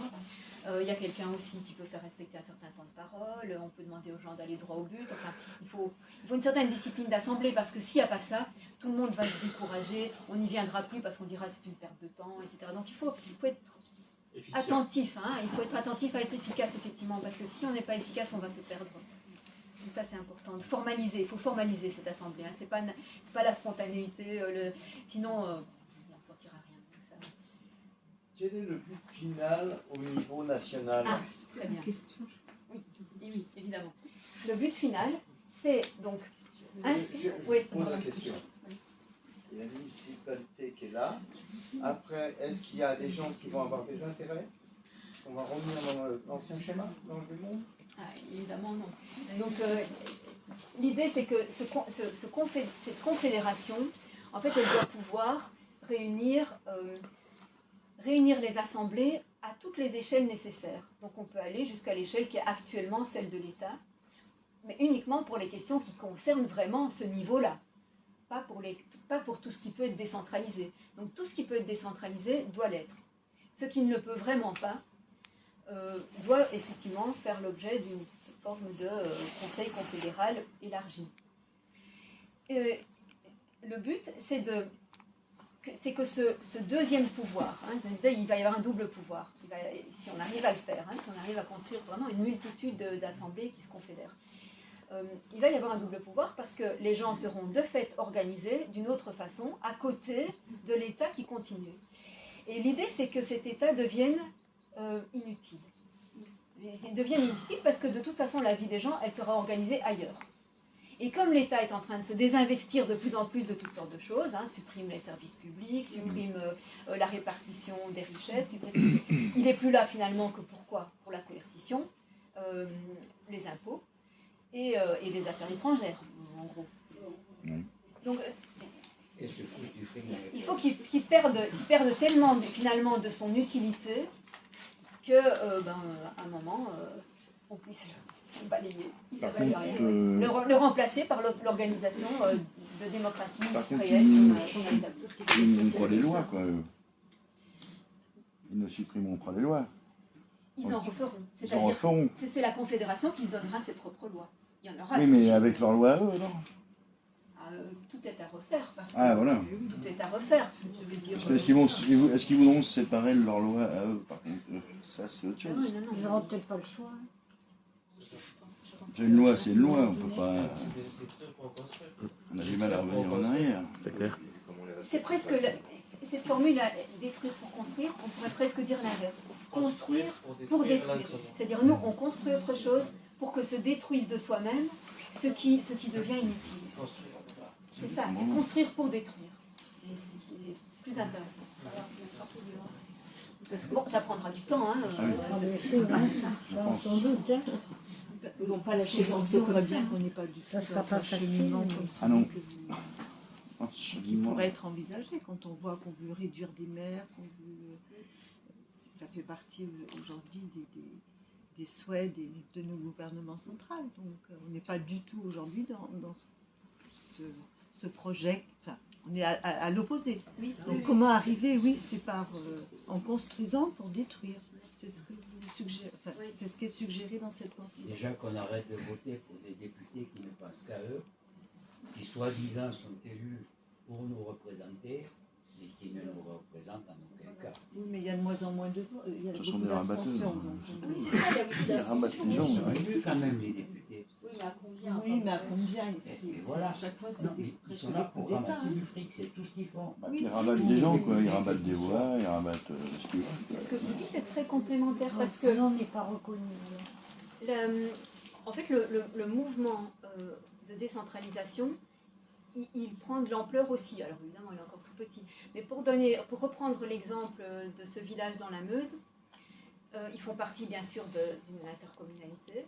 Et en fait, dans cette intercommunalité, ils sont déjà en train d'intéresser d'autres villages qui ont envie de faire pareil. Donc en fait, ça peut être aussi une opportunité pour gagner les autres. Donc là, en même temps, ça se répand. C'est un outil pour répandre l'idée. Et comment ça... Il y en a plusieurs, d'après nos informations, qui sont intéressés là-bas. Donc, il faut se servir aussi des outils dans l'autre sens, en fait. Et ce que vous dites à propos du vote, c'est aussi ça. Ça fait partie de cette obsolescence de l'État, en fait, de cette autodestruction de l'État, l'abstention. Je veux dire, le fait que... En fait, qu'est-ce qui se passe ? L'État est de moins en moins légitime. Des gens qui sont élus avec de moins en moins de voix sont de moins en moins légitimes. Et dès le moment où, au contraire, l'auto-organisation aura pris de plus en plus d'ampleur, c'est elle qui sera de plus en plus légitime. On pourra dire, nous, on est plus légitime, on est le nombre, on est conscient de ce qu'on fait, on est instruit justement pourquoi on est instruit des vrais problèmes et de pourquoi on prend ces décisions. On est plus légitime que l'État qui n'est plus, pour lequel on ne vote plus. Donc je pense que ça fait partie effectivement du genre de choses qu'on peut mettre en place tout de suite. Et il faut se défendre vraiment contre l'idée qu'on essaye de faire passer que l'abstention est due à un désintérêt, à l'égoïsme des gens, etc. C'est pas vrai du tout. Enfin, c'est vrai pour certains, mais c'est pas la majorité. La majorité des gens, ils s'abstiennent parce qu'ils ne veulent plus soutenir. Des gens comme ça. Oui, cette manière de faire, c'est pas seulement dirigé contre les personnes, mais cette structure, cette manière structurelle de décider, on ne veut plus soutenir ça. Ils ne sont pas d'accord pour ce qui se passe. On n'en veut plus. Et donc je trouve qu'il faut beaucoup plus le dire, enfin, il faudrait que ça passe beaucoup plus dans les médias, dans les... Voilà, c'est Ah oui, ça, non, mais les médias, ils sont acquis au Ah oui. pouvoir. Oui, Donc mais- automatiquement, Les médias. Ils se sentent parfois quand même obligés de reprendre, parce que comme il y a de plus en plus de médias alternatifs, tout ce qui passe dans les médias alternatifs, à un moment les grands médias se sentent quand même obligés d'y faire écho. Donc en continuant... Moi, je pense qu'il y aura une phase de transition par rapport à la cohabitation de ces deux systèmes, parce qu'à un moment, ça serait inévitable. C'est avant tout la reconnaissance du vote blanc. Et ça, c'est un long débat, parce qu'avec 66% d'abstention, c'est le premier parti de France. Ouais. Et ceux qui sont élus n'ont aucune légitimité, vous l'avez dit, et bien souvent, on vote contre. Donc comment, en votant contre, on peut accepter ce qu'ils proposent après? Ça ne peut pas c'est faire. ça. Et moi, alors je sais plus où j'avais entendu ça, reconnaître le vote blanc, les candidats se présentent, ils n'ont pas la majorité, au suivant, d'autres candidats. Et comme ça, on renouvelle la classe politique. Et on nettoie. Je ne vais pas dire on nettoie le marais, mais on nettoie. Parce que si ça ne correspond pas à leur programme, ils n'auront plus de pouvoir. Mais ça, avant que ça passe, on les doit. Surtout du vote la nuit. Et là, ce qu'ils sont en train de préparer, c'est le vote électronique. C'est bien ça aussi. Donc c'est encore mieux. Je suis pas sûre que ça change grand-chose, mais ce qui est un... Oui. Parce que Bah pour eux, oui. Pour eux, oui. Pour se maintenir au pouvoir, Pour eux, c'est important. Qui feront dire au- Le numérique, c'est important pour eux. je ne sais pas si c'est vraiment... Oui, non, le numérique. Oh, mais bien sûr que c'est possible. C'est possible. C'est possible avec les C'est possible. Ils n'ont pas besoin de ça en fait. Ils n'ont pas vraiment besoin de tricher parce que Ça de leur toute plaît. façon, le problème c'est dès le moment ça où il leur n'y a plaît, pas ça. de nombre minimum de voix, il n'y a pas de quorum en fait pour que quelqu'un soit élu. Donc dès ce moment-là, C'est des choses qui leur plaisent, quoi. un autre ressort, disons transitoire, c'est effectivement se dire appuyer peut-être une nouvelle constituante parce que c'est une étape, hein, il faut voir un peu toutes les étapes possibles. Si on avait une constitution qui était un petit peu moins pyramidale, qui mettait concentrait un peu moins le pouvoir dans quelques mains, déjà il y aurait un peu plus de possibilités. Il faudrait qu'ils arrêtent d'y toucher aussi un peu, les constitutions. Donc il y a des gens, il y a même des partis qui proposent, qui appuient une constitution. C'est quoi une constituante? Donc c'est refaire une assemblée qui refait la constitution. C'est donc proposer une assemblée de citoyens tirés au sort, normalement, assez nombreux, et qui normalement doivent représenter toutes les catégories sociales, et qui vont refaire la constitution. Donc ils font une nouvelle constitution, justement pour échapper à cette constitution de la Ve République, qui est extrêmement hiérarchique, extrêmement concentrée, centralisée. Donc l'idée c'est de faire une constitution qui soit beaucoup plus, qui disperse beaucoup plus le pouvoir, qui soit beaucoup plus, ne fût-ce que participative. Alors c'est pas encore la démocratie directe, on n'aura pas par la Constitution. Mais enfin c'est déjà aller vers ça fera déjà un État moins répressif. Ça veut dire que si on peut éviter un peu de répression, c'est bon à prendre. Oui, mais des référendums sur des grands sujets quand même, quoi. Oui. Ceux-là, les grands sujets... Ils vont pas lâcher comme ça. Hein. Non. C'est pour ça qu'il faut lutter sur tous les fronts, mais c'est pour ça qu'il faut être nombreux, c'est pour ça qu'il faut être tenace, intelligent. En fait, il faut réfléchir comment y arriver. Tous ensemble, voilà. Mettre des idées, et à la fin, on va bien y arriver, hein. C'est à la fois ça, mais c'est aussi rassembler les idées qu'il y a à droite à gauche, c'est-à-dire la Meuse, ici, à droite à gauche, et du coup de montrer que c'est pas qu'une seule réalité, que tous ces petits germes, à un moment donné, on peut les mettre ensemble et faire basculer l'ensemble. Parce que si on s'avoue vaincu d'avancer, on ne va pas avancer, hein. Il faut y aller, quoi. Et puis on verra bien, et puis on réussit pas, c'est pas grave, on aura au moins essayé. Il faut quand même dérouler un peu. De toute façon, il reste toujours des choses. Il reste toujours des choses, parce que même si un mouvement n'aboutit pas vraiment à faire valoir ses revendications, le simple fait que des gens aient fait tant de choses ensemble les a déjà changés, a déjà changé dans le bon sens la vie des gens. C'est ça, c'est le rapport à nous-mêmes, quoi. Et donc ça, ce serait l'intérêt de faire une deuxième commune des communes. Donc ça, il y a eu une première commune des communes, donc en janvier 2020. Après ça, il y a eu les confinements, tous les machins, tout ce mouvement est retombé. Enfin, toute la vie associative, malheureusement, est retombée.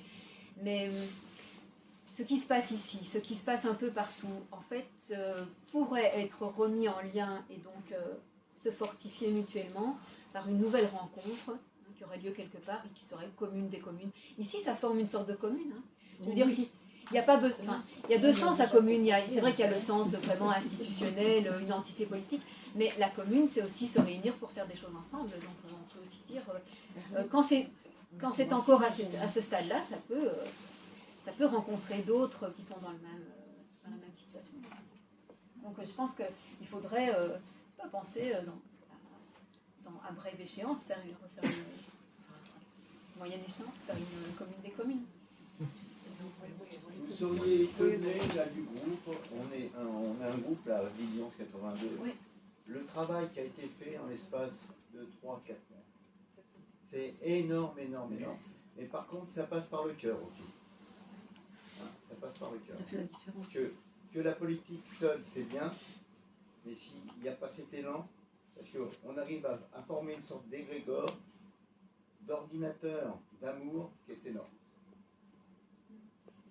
Oui, j'avais mis peut-être cette petite citation là que j'ai mis là en dessous. Je trouve qu'elle résume peut-être un peu. Enfin, elle résonne comme ce que vous dites. Hein. Étant donné la rapidité des changements technologiques et scientifiques, la soudaineté des soulèvements sociaux et la certitude que l'impératif de la croissance inhérent au capitalisme ne saurait être éternel, il est impossible de prédire les conditions sociales et les occasions qui existeront. Donc en fait, on peut avoir tous les espoirs, ça peut surgir d'un coup, quoi. Même pour la prochaine génération. Ce qui est sûr, c'est que l'exigence d'une société rationnelle nous oblige à devenir des êtres rationnels. Alors ça c'est important pour lui, mais il entend rationnel au sens de... qui savent le sens de ce qu'ils font. C'est-à-dire, qui agissent avec le sens. C'est-à-dire à vivre à la hauteur de notre potentiel unique en tant qu'humain et à construire la commune des communes pour réaliser pleinement notre humanité même. Mais réaliser pleinement notre humanité, ça veut dire réaliser effectivement notre raison, notre cœur, comme vous dites, nos relations. C'est ça c'est toute la richesse des dimensions humaines, c'est sûr. C'est à ça qu'on aspire. Et c'est ça la force, le moteur d'un mouvement. Le moteur d'un mouvement, c'est le désir d'une meilleure vie. C'est ça. Une vie plus sereine. Plus sereine, voilà. surtout, ouais. Pas Plus forcément sereine, meilleure, mais d'une vie sereine, agréable. C'est ça. Ça, c'est pas C'est Tranquille. Non, ça, c'est. Il faut pas être. On ne cherche pas la lune. Non, non plus. On n'est pas des anges, hein. Et on n'est pas prêt à en être. Hein. Alors non, on aura beaucoup de difficultés, mais c'est ça qui va nous motiver, qui va nous stimuler. C'est tout, parce qu'on va devoir faire un travail sur soi-même. Parce que la communauté va nous obliger à nous regarder en face. Parce que qu'est-ce qui va changer le monde? C'est pas les autres, hein.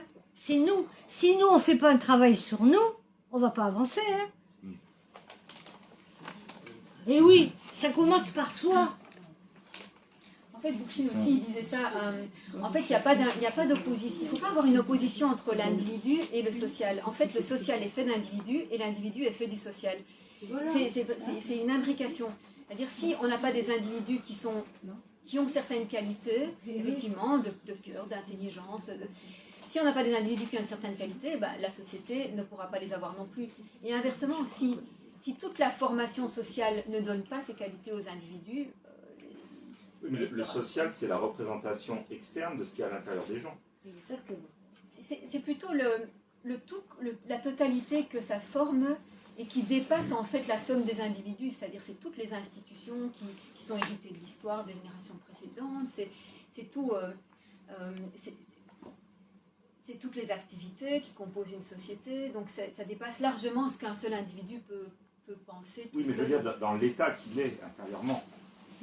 S'il est en guerre contre lui-même, il va être en guerre à l'extérieur. S'il est en amour avec lui-même et il s'accepte pour ce qu'il est, il va accepter le monde extérieur comme il est. Et là, il n'y aura plus de conflit. C'est une condition peut-être pas suffisante, mais nécessaire. Nécessaire. Il faut se donner le droit à l'erreur passer par là, aussi. Hein. sinon... Et c'est actuellement le débat qu'on peut avoir dans notre groupe. Est-ce que c'est encore d'actualité d'aller manifester le samedi? Il faut créer autre chose. Oui.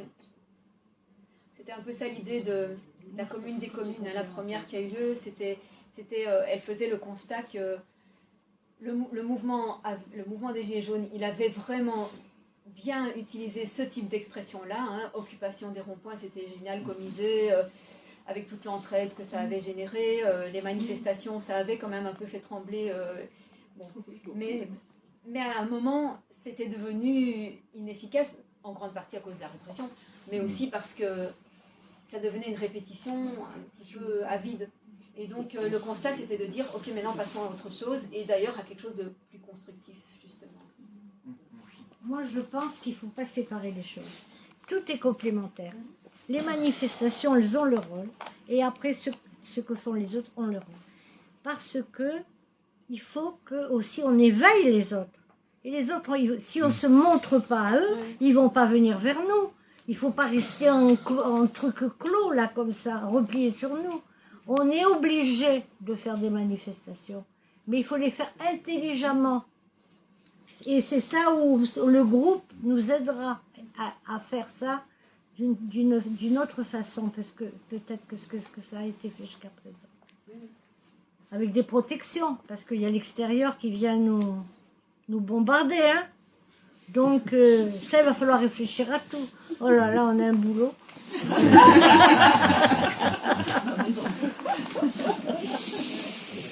J'ai bien fait de ne pas mourir encore. Hein. Mais Bookchin, encore pour dire, il avait vraiment pensé à tout ça, parce que même sur cette question-là, il disait, mais les cités antiques et puis les expériences plus récentes aussi, elles se donnent aussi un moyen de protection communautaire, c'est-à-dire il y a quand même des gens qui sont prêts à défendre le projet s'il faut. Oui, il faut savoir se défendre, ça dépend. Il faut s'adapter aux circonstances, en gros. L'idée, c'est de s'adapter aux circonstances et voir, mais être prêt à défendre son projet, ça c'est sûr. Et se montrer, évidemment. Mais c'est vrai qu'on a besoin de renouveler les manières de se montrer. Voilà, c'est ça. Après, bon, maintenant, on a des moyens techniques quand même. Le problème, c'est qu'on est noyé un peu sous l'information, mais sinon, on peut répandre une information beaucoup plus facilement qu'il y a 20 ou 30 ans. Mais le problème, c'est qu'il y a pas beaucoup de... Faut choisir. Et vous-même, vous rencontrez beaucoup d'assemblées, petites ou grandes, comme celle de ce soir vous allez beaucoup dans les... Non, c'est pas ma profession, enfin c'est pas mon activité principale. Simplement, j'ai vraiment eu, c'est une grande chance d'être contactée par le mouvement des Gilets jaunes de Commercy au moment où justement ils réfléchissaient à la création d'une assemblée populaire. Et donc je les ai accompagnés, quoi. J'étais vraiment contente de pouvoir les accompagner. Mais sinon, moi je suis plutôt dans l'université populaire, mais en tant que philosophe, donc en tant que transmission de savoir. Mais je pense que là aussi, c'est tout à fait lié, parce que je veux dire, pouvoir apprendre à penser au-delà des choses assez évidentes, apprendre à remettre en question, apprendre à argumenter, apprendre à tout ça, ça fait partie aussi de... Enfin, c'est utile au moment où on doit agir politiquement, c'est très utile. Donc pour moi, tout ça, c'est lié. Mais mon boulot, c'est plutôt enseigner la philosophie en université populaire. Mais le fait que ce soit en université populaire aussi, ça veut dire que moi, ce qui m'intéresse, c'est parler à tout le monde, quoi. C'est l'idée que tout le monde a droit à avoir des savoirs qui aident à penser. Tout le monde a droit à ça. Et ça devrait, enfin, il faut aménager justement des espaces où c'est possible et où ça circule. Et puis c'est aussi des lieux où il y a beaucoup plus de dialogue. C'est un échange beaucoup plus égalitaire aussi que le lieu traditionnel scolaire. Donc ça... Oui, puis je pense qu'actuellement, la très grosse différence, c'est que, ça s'est vu très récemment, on n'est plus en prise directe avec le pouvoir, nos dirigeants. C'est qu'il y a des structures au-delà, je pense à des gros groupes, high-tech ou autres, où ils décident au-delà des États. Et là, comment on fait pour changer politiquement quelque chose qui n'est pas en rapport avec le politique? Quand on voit que des GAFA coupent le discours d'un président en fonction, ça émeut personne, c'est normal. Mais il et après on défile Je suis Charlie, droit à la liberté d'expression. Là, il y a un bug chez moi, là. Et il faut tout mettre sur la table. Mais où est la liberté d'expression? Pour certains ou pour tout le monde? Et c'est là où c'est un très gros challenge actuellement, c'est qu'il y a des pouvoirs, dans une telle concentration de pouvoir sur des gens qui n'ont aucun moyen, il n'y a pas de mandat électif. Alors sur ce plan-là, justement, je vous invite à revoir la conférence de la semaine dernière sur démocratie et numérique, puisque Camille a développé justement toutes ces questions-là, voilà, des GAFAM, de rôle important. On parlait tout à l'heure du vote électronique, c'est vrai que c'est une vaste question. Alors bon, est-ce qu'il s'agit de l'État trafiquer les chiffres? Peut-être pas, mais en tout cas, la question des technologies, de la manière dont elles sont transparentes ou pas, de qui le contrôle ou pas, c'est vraiment un enjeu qui est extrêmement important. Parce qu'effectivement, on passe par beaucoup de canaux qui sont ceux-ci, et ils sont parfois un peu indispensables. Peut-être que vous avez posé aussi la question dans votre groupe, mais on se dit, bon, si on veut communiquer vers l'extérieur, il y a des médias qui sont incontournables, des réseaux sociaux qui sont incontournables. Et en même temps, l'enjeu de cette transparence, c'est vrai que ça, c'est une vaste question et qu'on va être amené à se poser sur à peu près tous les points de la vie, quoi. Donc là, effectivement, là, je pense que revoir la conférence peut permettre de donner des éléments, des pistes de réflexion sur cette question des GAFAM et du numérique. Oui, c'est sûr. Parce que je vois en mettant quelque chose, moi j'aime bien Facebook pour certains trucs, tout ça, en mettant quelque chose et en parlant tout bête, je ne suis pas vaccinée et fière de l'être, et bien en dessous mon truc, j'ai le truc de Covid-19 pour plus d'informations. Et là je me suis dit, non, pourquoi il écrit ça, quoi, je veux dire, je sais pas, réellement. Ah ouais, si le mot Covid apparaît. Ouais, ça y est, là, j'en ai plein, ouais. C'est ça. Ah ouais. Ces C'est vraiment algorithmes, ils sont forts. C'est une censure. Et oui, il faut expliquer, hein.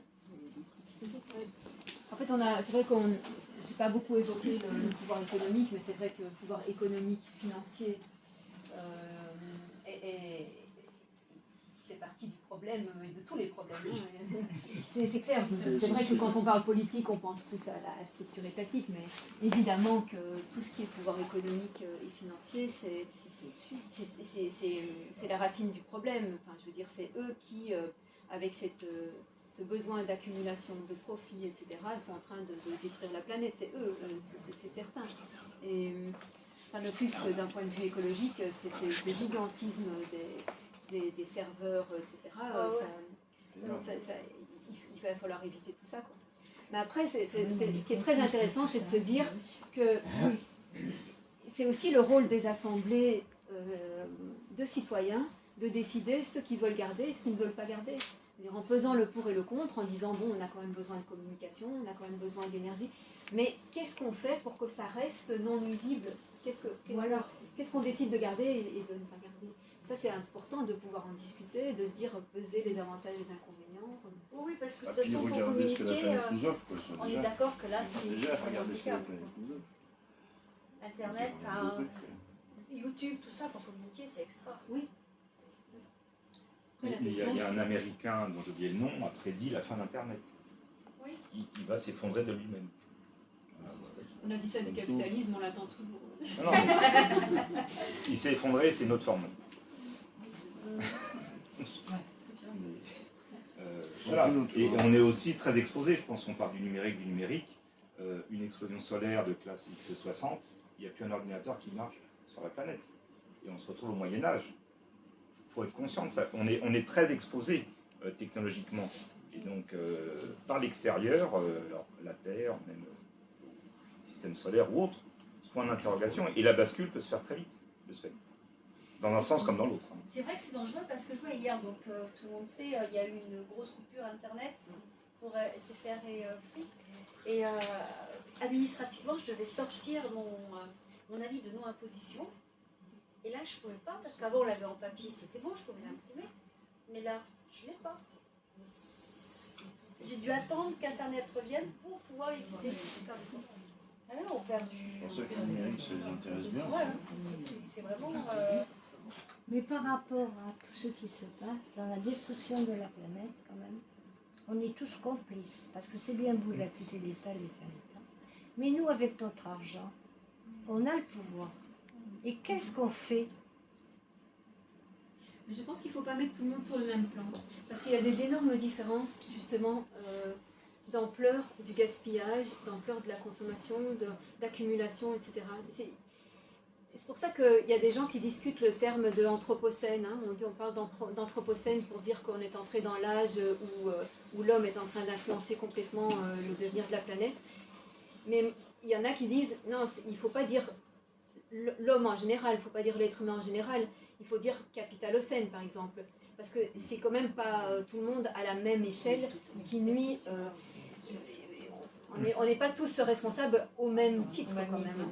Et nous, si on nous demandait notre avis, justement, si on nous demandait notre avis, il y a des tas de nuisances qui n'existeraient plus. Ça c'est certain. Mais madame, on n'a pas à nous demander notre avis.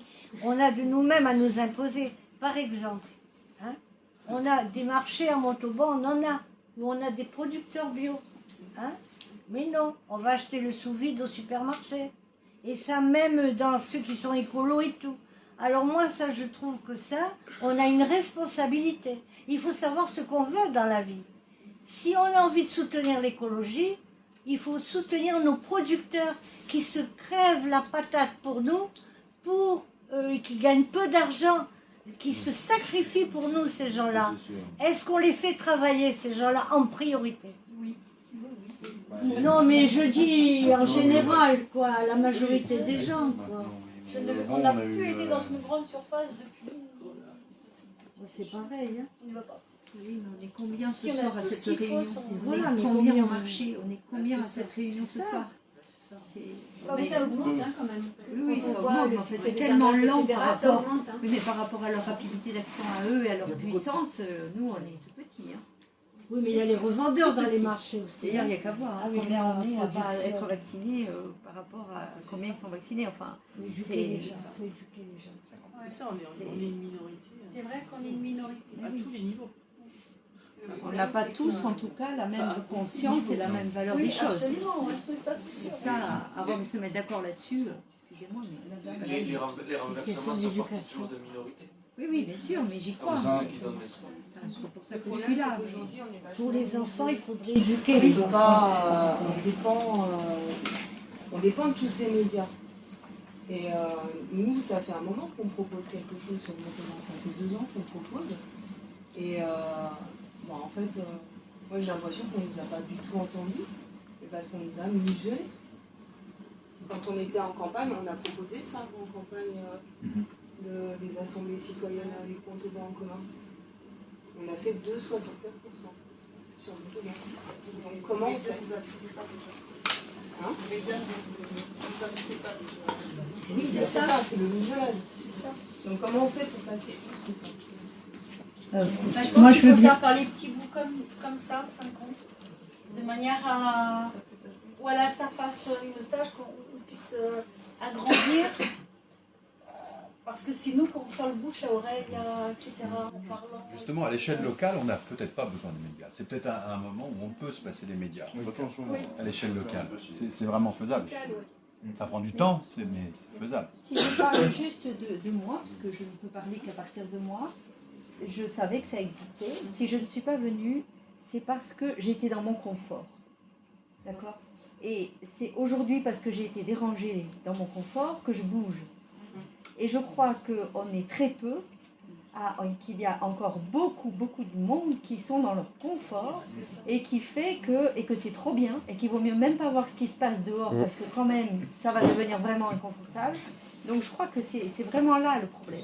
Et que les médias, effectivement, c'est un outil, mais nous aussi, on a vraiment, on est, comme disait Paul, par rapport à l'écologie, mais c'est par rapport à tout, je crois qu'on est vraiment dans un confort de vie, on nous a et on s'est mis dans cette espèce de truc-là qui est tout mou, là, c'est la grenouille dans la casserole, là, qui chauffe. Hein. C'est ce que j'utilise. Voilà, et ben on est là-dedans, et puis voilà, et puis tant pis, quoi, hein, voilà, hop, et terminé.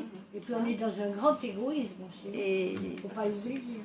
donc arriver à bouger le monde pour... moi je suis ok, hein, mais... C'est un pléonasme, hein, le confort et l'égoïsme. Le confort rend fort con. Oui. beaucoup. Mais bon, c'est vrai que nous, on a déjà bougé, puisqu'on a tous refusé de se faire vacciner. Donc déjà, on n'est plus dans le confort. Parce que beaucoup de gens, parce qu'on a plein d'amis, hein, ah ouais, mais tu comprends, moi, je veux pouvoir aller au restaurant. Ok. Je dis ok. Faut pas, mais bon, le restaurant, si on n'y va pas, on va pas mourir. Hein.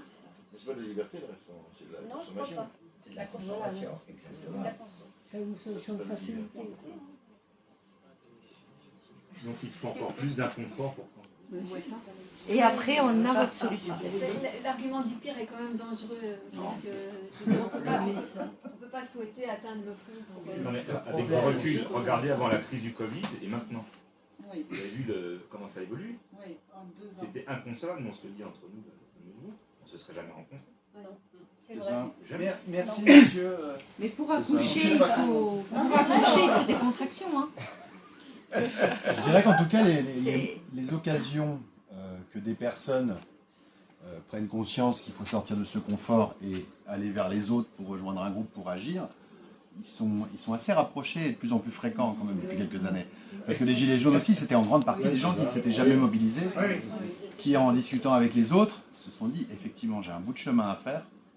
Je pense que le niveau de conscience un peu des mécanismes politiques, des mécanismes économiques aussi, des inégalités, le niveau de conscience a monté d'un seul coup en quelques mois. Je veux dire, les gens s'informaient, prenaient conscience qu'un milliard, c'est pas la même chose qu'un million, qu'un milliardaire. Quand on a un milliardaire face à soi, il peut avoir une salle avec 1000 millionnaires et il peut les regarder dans les yeux en leur disant « Moi, je suis aussi riche que vous tous là ». Ça donne quand même un ordre d'idée, c'est-à-dire en termes de pouvoir qu'on a quand on est milliardaire, c'est quand même des choses incompatibles à mon avis avec une vraie forme de démocratie et de respect des citoyens. Je pense que là, il y a des concentrations de pouvoir qui sont trop fortes. Mais ces moments, ces occasions-là, de sortir de son confort, de rejoindre un collectif et d'agir, quelle que soit la circonstance, ça fait quand même deux grandes occasions, en tout cas en 2 ou 3 années. Donc je trouve que ça rend assez optimiste pour les perspectives d'avenir, d'autant plus que là on parle de franco-français, mais avant, quand le Covid est arrivé, il y avait des révolutions dans à peu près tous les pays, une bonne partie des pays en tout cas, que ce soit Amérique latine, le Maghreb, on a vu aussi, il y a beaucoup d'endroits où les colères citoyennes se sont exprimées. Donc, le mouvement des Gilets jaunes a été repris dans plein de pays dans le monde, sauf que ça a été blackout total en France. Il ne fallait pas que ça se sache. Ça a été moins important aussi. Oui, mais ça a été repris quand même. Mais il y en a eu, bien sûr. La répression sur les Gilets jaunes a été quand même costaud. On peut dire que c'est proportionnellement à la crainte que ça suscite. Ah oui, ça c'est sûr. Moi, je vois qu'on a bloqué autant d'informations. Franchement, je Comment trouve que... expliquez-vous que 6 mois avant que les Gilets jaunes existent, sur le livre de Rockefeller, ils apparaissaient avec l'ermite, la lame du tarot, le 9, celui qui est porteur de lumière, et on voyait les Gilets jaunes en dessous. Vous avez vu ce livre, non? Non, j'ai pas vu. Et c'est paru pratiquement 6 mois à l'avance. Alors, ça veut dire quoi? Ça veut dire que... Est-ce qu'ils ont des bons médiums, hein? Est-ce que ça fait comme Q, qui ont des bons médiums, qui savent 3 ans à l'avance ce qui va se passer? Moi, je suis très rationnelle. Je demande d'abord à étudier la question. Oui, c'est ça. Non, mais je demande d'abord à voir sur pièce d'où ça vient. C'est justement, moi, ça... Dans l'économiste. Oui, les économistes, on les fait sur la première page. Oui. Pas la page de garde de l'économie. Oui, c'est ça, ouais. Les Gilets jaunes, 3 ans avant.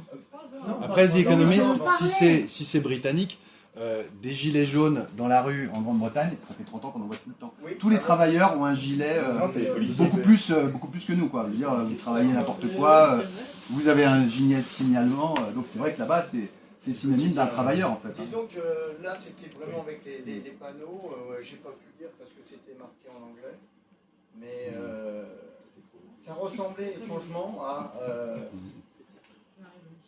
la révolution des Gilets jaunes. Non, bon, c'est vrai qu'on peut faire dire à des images beaucoup. Oui, non, mais je suis entièrement d'accord. C'est comme les faits. Si on va voir Q, c'est pareil. Chez les Américains, il y a des trucs qui ont été marqués pour, il y a 3 ans et qui se réalisent maintenant. Donc, ils ont des médiums, ils ont des pendules, ils ont, vous voyez, on est dans l'irrationnel. Je crois qu'à posteriori, si on veut retrouver quelque chose qui évoque, on trouve toujours On une trouve image toujours, ou on une peut avoir une déclaration qui réponse. ressemble. On peut toujours avoir une réponse. En tout cas, on nous booste pour que nos consciences s'ouvrent et qu'on évolue. Hein. Alors là, on n'a plus le choix maintenant. Et tant mieux. Oui, tant mieux, bien sûr, moi je trouve que c'est tant mieux. Mais bon, il y en a que ça peut effrayer. Que vous avez évoqué. Ils décident de faire une crèche parce qu'il manque une crèche dans le village. Les citoyens, ok, on va faire une crèche. Mais il y a des autorisations demandées. On ne fait pas une crèche parce qu'on a envie de faire une crèche, ça monte haut. Oui, Ils oui. vous envoient les services sociaux, vous avez tout le monde. Comment ça se passe? Ouais. Alors ça, effectivement, en fait, donc dans leur organisation, ils ont toujours officiellement un conseil communal et un maire. Ils sont élus officiellement, donc ça veut dire qu'ils reçoivent les budgets ils reçoivent des budgets comme toute commune, et ils ont des compétences communales qui sont quand même assez élargies. Hein, il y a quand même pas mal de choses qui se discutent encore à ce niveau-là. Et donc en fait, si l'Assemblée décide de créer une crèche, le maire, le conseil communal va voir quelles sont les possibilités en termes budgétaires et en termes de... est-ce qu'ils ont effectivement... Je pense que là, il n'y aura pas de problème, ce genre de choses, même si elle devra effectivement, du coup, se soumettre à une inspection, etc., ce qui est normal. Oui, bien sûr, ce qui est normal. Ça dépend pas du gouvernement. Mais n'empêche qu'ils se seront donnés ce dont ils ont besoin. Et puis les subventions pour le maire sont de plus en plus réduites pour les maires. Après, je pense que c'est très important aussi c'est dans la théorie aussi du municipalisme, c'est l'idée qu'il faut essayer de se rendre le plus possible indépendant de ce qui est difficile à obtenir. Donc l'argent, justement, et effectivement les autorisations qui viennent d'ailleurs. Donc il faut déjà voir tout ce qu'on peut faire sans qu'on nous tombe dessus légalement. Ça laisse quand même beaucoup de possibilités, mais il faut bien connaître juridiquement, effectivement, il faut bien se renseigner juridiquement.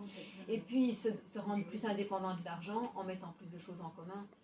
Il y a beaucoup de choses en fait il n'y a pas besoin d'avoir dans un village 36 tracteurs, on peut peut-être mettre en commun, etc. Donc, les outils. Oui, il y a plein de choses qu'on peut mettre en commun, les espaces aussi, etc. Et donc la commune, elle peut faire beaucoup de choses. Hein. Elle peut vraiment rendre service à ses habitants pour peu de frais, en fait, si elle le veut vraiment. Parce que là, les maires, ils ont été... même, on les a bien réduits au silence. Hein. Oui, mais c'est...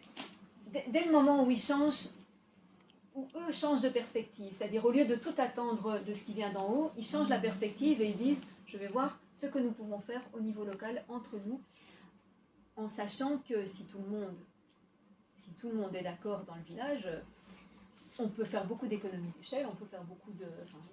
on se passe de réduire leurs subventions. Qui va payer?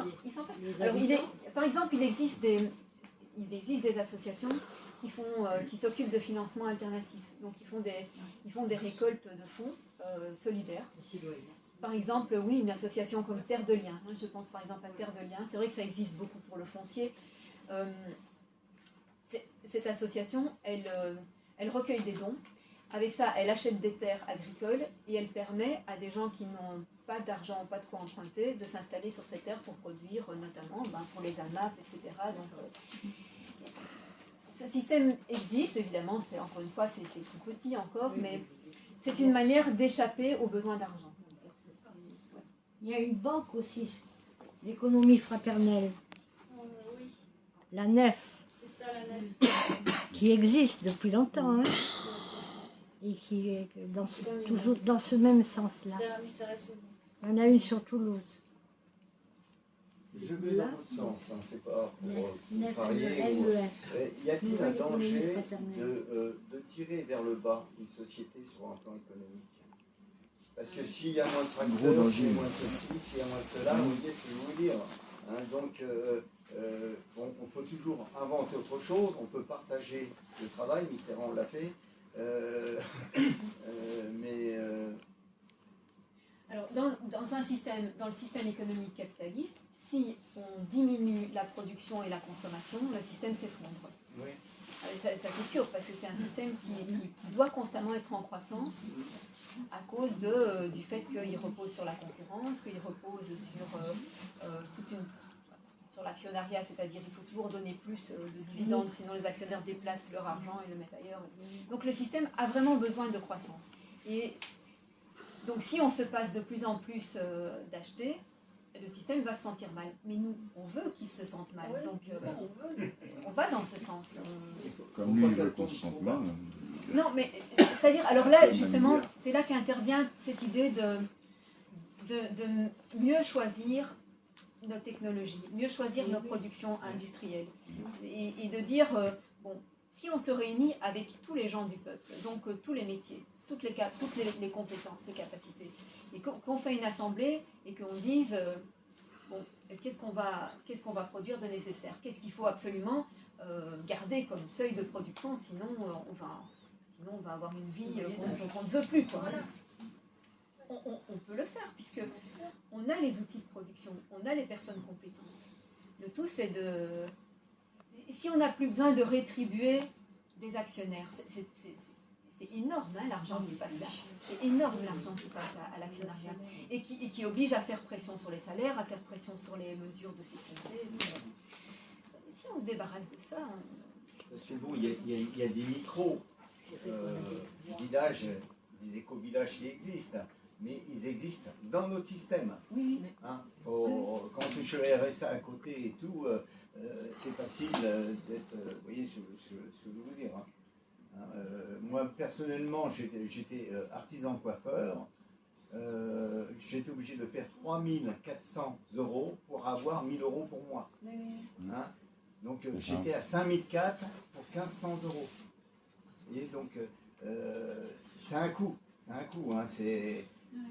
donc c'est pas facile. Hein. Si on veut du social, ça se paye. Hein, voilà. J'étais à 3 fois et demi le voyez. Alors le système, effectivement, où il doit y avoir une sorte de caisse de solidarité, c'est-à-dire qu'il faut qu'il y ait une sécurité sociale pour la vieillesse, pour les malades. On sera peut-être plus malade. C'est nécessaire. De toute façon, il y aura bien quelque chose. Enfin, je veux dire, il y aura des besoins, ça c'est certain. Donc il faut une forme de solidarité.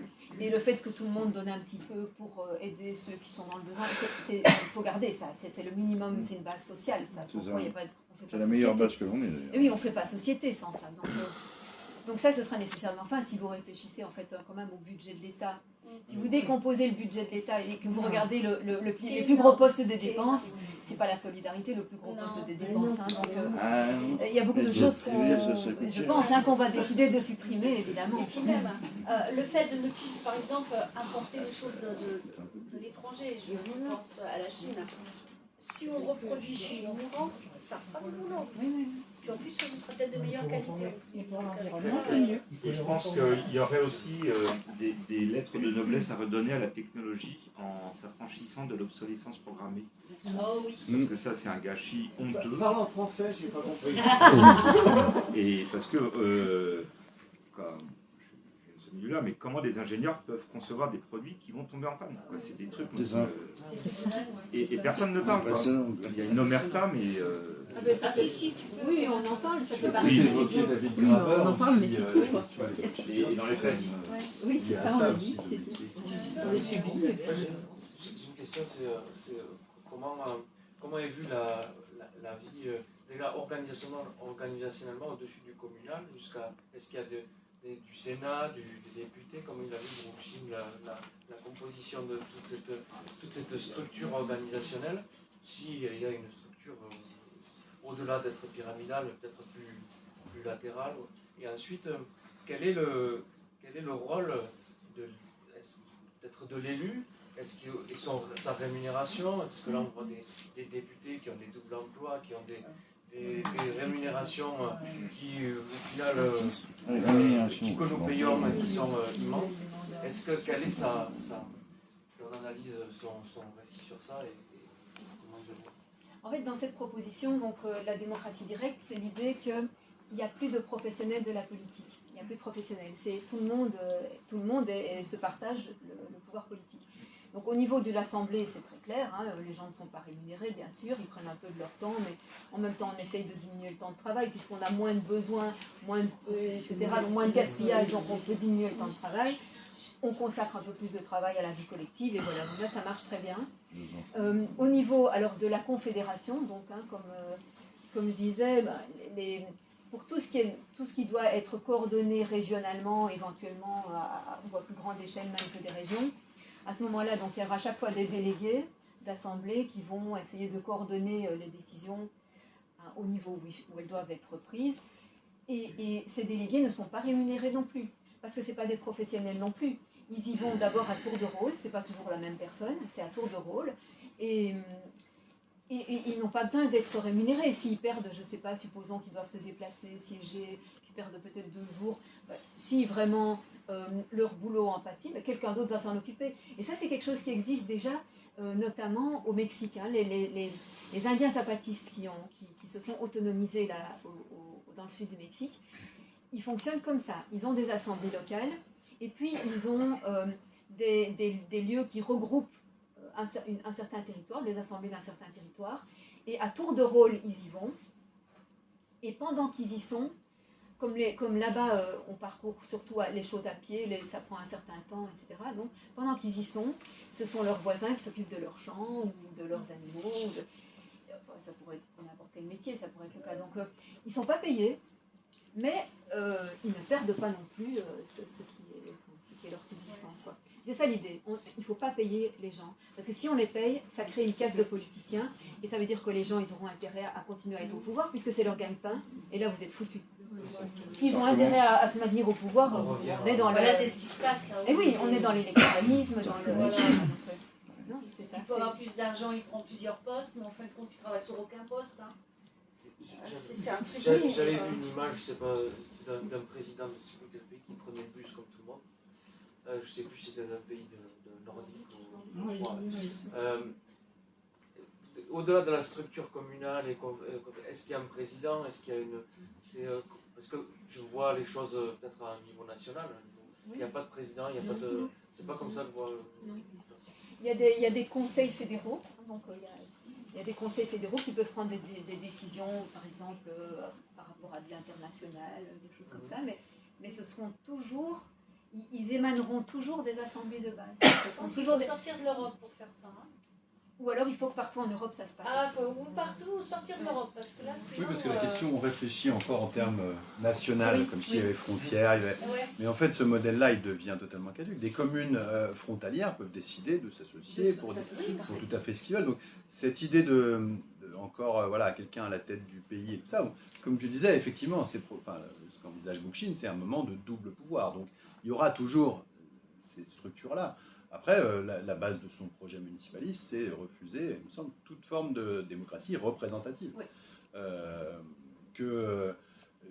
Chaque délégation de pouvoir de décision, parce qu'elle est à un moment donné nécessaire, notamment pour se confédérer, doit reposer sur un mandat impératif. C'est-à-dire que la personne ne peut décider qu'une chose qui a déjà été décidée avant. Et si dans la discussion ça n'aboutit pas, il doit revenir dans sa commune en expliquant la situation. Et puis ensuite, donc, il y a aussi ce processus de lenteur qui entre en jeu, mais effectivement, ça sort en tout cas toute forme de démocratie représentative. C'est pour ça qu'on ne peut pas non plus que ce soit... Enfin, on peut pas faire ça à toute l'Europe. Je pense pas que ce soit vraiment... Mais c'est pas nécessaire en plus, parce que... Vaut mieux que ce soit... Il dit aussi que ce qui est très important, c'est qu'il continue à y avoir des échanges internationaux. C'est-à-dire une commune peut très bien avoir des échanges culturels, commerciaux avec une qui se trouve très, très loin géographiquement. Ça, c'est pas un problème. Mais ce seront des échanges directs. Il n'y aura pas besoin d'avoir une structure au sommet qui fait la coordination. Il n'y a pas besoin. Donc c'est la fin de l'ONU et de l'OMS. Oui, oui, alors là. C'est bon.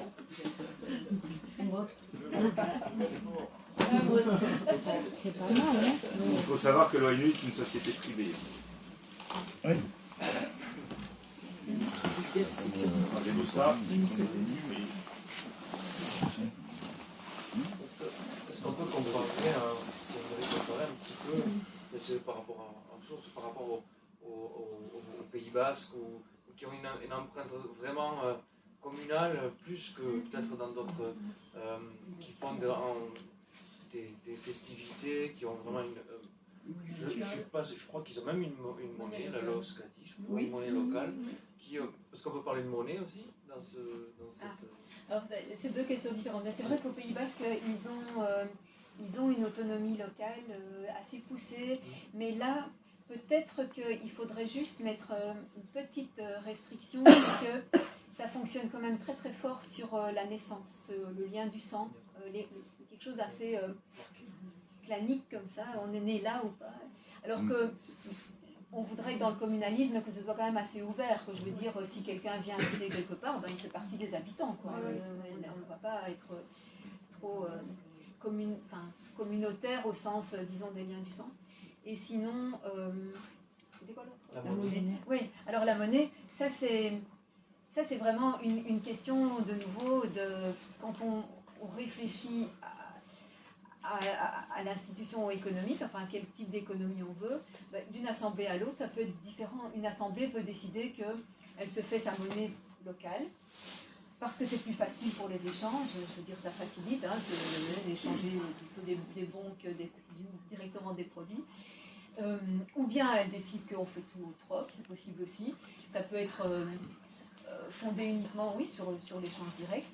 Bon, ou alors on peut avoir une monnaie qui est en vigueur sur un territoire un peu plus grand. Mais en tout cas, ce qu'il n'y aura pas, c'est une monnaie où on peut faire de la spéculation. Une monnaie thésaurisable, avec laquelle on peut faire des petits, etc. Et ça, pourquoi? Parce que ça ne marche pas sans les banques, ça. Je veux dire, la monnaie qui augmente la richesse de son propriétaire, ça passe par les banques, ça passe par l'investissement, ça passe par ces entreprises. On supprime ça de toute façon. Donc il peut y avoir une monnaie qui est juste une monnaie d'échange. Ça, c'est pas un problème. Les banques seraient supprimées? Les banques seraient supprimées? Oui. Les banques, à quoi elles servent? En fait, à quoi elles servent? Elles servent en fait à prêter à intérêt, donc à enrichir la banque. Alors c'est vrai que des fois, on a besoin de prêts. Qu'est-ce qui se passe si quelqu'un a envie de s'installer quelque chose et il a besoin d'un prêt? Il va voir l'Assemblée, il dit comment est-ce que l'Assemblée, la commune ou la Confédération, qu'est-ce qu'elle peut me proposer pour que je démarre quelque chose? Et voilà, et on se passe du prêt bancaire. Sinon, les banques, elles servent à quoi d'autre? Elles servent à faire des échanges financiers, de la spéculation financière à un niveau complètement abstrait, complètement détaché des produits. On n'a pas besoin de ça. Donc, oui. On sort de capitalisme. Oui. Et remarquez bien, ça c'est une question parce que la démocratie directe, en principe, ça n'implique pas qu'on sorte du capitalisme. C'est juste une manière de dire on décide tout ensemble. Mais si on réfléchit aux implications de ça, si on se dit ok, on se met tous en assemblée, en fait, il est très probable que petit à petit, même si au départ on n'est pas spécialement contre le capitalisme, petit à petit, de fil en aiguille, on va y arriver. Parce que tout ce qu'on voudra décider, le capitalisme sera toujours un obstacle. Et donc, petit à petit, on va se dire, non, il faut que ça... Ouais. Mais on peut très bien imaginer qu'une démocratie directe dise, ah non, nous, on est hyper capitaliste. En principe, c'est possible. C'est pas... Il faut respecter le choix de l'Assemblée. Tout à fait. Mais il peut y avoir un capitalisme bienveillant. Non, c'est un peu ça. On va faire des investissements dans l'intérêt commun, dans le respect de la nature, dans les sciences, dans le culturel. Et il y a besoin d'argent aussi. Faut, le nier complètement, c'est une utopie pour moi. Pour acheter des choses, pour construire des choses, il faut bien des fois acheter des choses. Ça va pas l'Assemblée qui va décider. Mais il faut des financements intérêts. Le problème du capitalisme, c'est que celui qui prête, il attend de recevoir plus. Il attend une rétribution beaucoup plus grande, Oui, mais le plus c'est possible. la fameuse loi bancaire de 74 où en fait les banques centrales avaient des taux d'intérêt à 0,5%. Et sous M. Pompidou, la loi bancaire est passée et les États ont emprunté aux banques privées. C'est là où vient toute la crise financière. Et les banques privées, c'est 5, 2, 3, 4, 5%. Pourquoi l'endettement de la France et des États occidentaux dans le monde ont explosé? Ça vient de là. Mais un pays, il y a la notion de temps. Il y a des investissements sur le... Alors, pays ou commune, dépend où on se positionne, hein, mais il y a des investissements sur du long terme. Donc, bien sûr qu'on n'a pas l'argent tout de suite, donc il faut hypothéquer ou emprunter, mais à des taux raisonnables. C'était du 0,5%, du 1%, les frais de fonctionnement de l'institut bancaire Je financier. pense qu'on n'aura plus besoin de tout ça. On n'aura plus besoin de tout ça. On aura... il faut pas oublier... Enfin, si on est d'accord avec le principe aussi que pour des raisons écologiques, on doit absolument diminuer la production et la consommation. Si on est déjà d'accord avec ça, on va plus se lancer dans des travaux pharaoniques, on va plus se lancer dans des trucs énormes. Et donc des financements pour des petites choses à l'échelle locale, ça ne demande plus des financements très très difficiles à obtenir. On n'a plus besoin de sommes pareilles. Donc l'objectif, c'est de ne plus en avoir besoin. En fin de compte, l'argent, c'est pas une valeur. Non. C'est ce qu'on achète qui a une valeur. Mais l'argent, c'est pas une valeur. Il n'y a pas besoin de taux d'intérêt sur quelque chose qui n'a pas de valeur. C'est revenir au fondamental, c'est-à-dire la nourriture, un toit. Oui, et même des activités, on peut dire même des activités qui sont plus de type artistique, de type etc. C'est important pour la vie, mais tout ça ne demande pas des sommes énormes. Non, il n'y a pas de raison. Comme il est 22h10, je vous propose peut-être voilà, qu'on clôt le débat, enfin clore non, parce qu'il est loin d'être clos, c'est plutôt une ouverture. Et puis on vous invite à partager un verre également pour terminer cette soirée.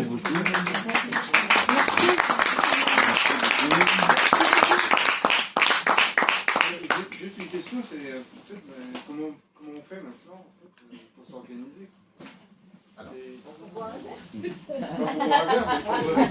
Oui, ça on va trouver pour moi. Créer l'assemblée, commencer à voir ce qu'on peut faire, enfin ce qu'on a commencé un petit peu à faire finalement. Bien sûr, vous avez commencé à faire ce genre de choses. Mais voilà, avec une vision peut-être plus large et plus ouverte sur l'extérieur finalement. Vous pouvez vous constituer en assemblée populaire et décider d'aborder peut-être des questions qui concernent un peu plus la vie de la commune, etc. C'est possible. En plus de tout ce que vous faites déjà, ce qui est déjà énorme. Mais... Et d'avoir des règles aussi d'assemblée, parce que ça, c'est pas évident non plus. Oui, et c'est important d'acter ce qu'on décide.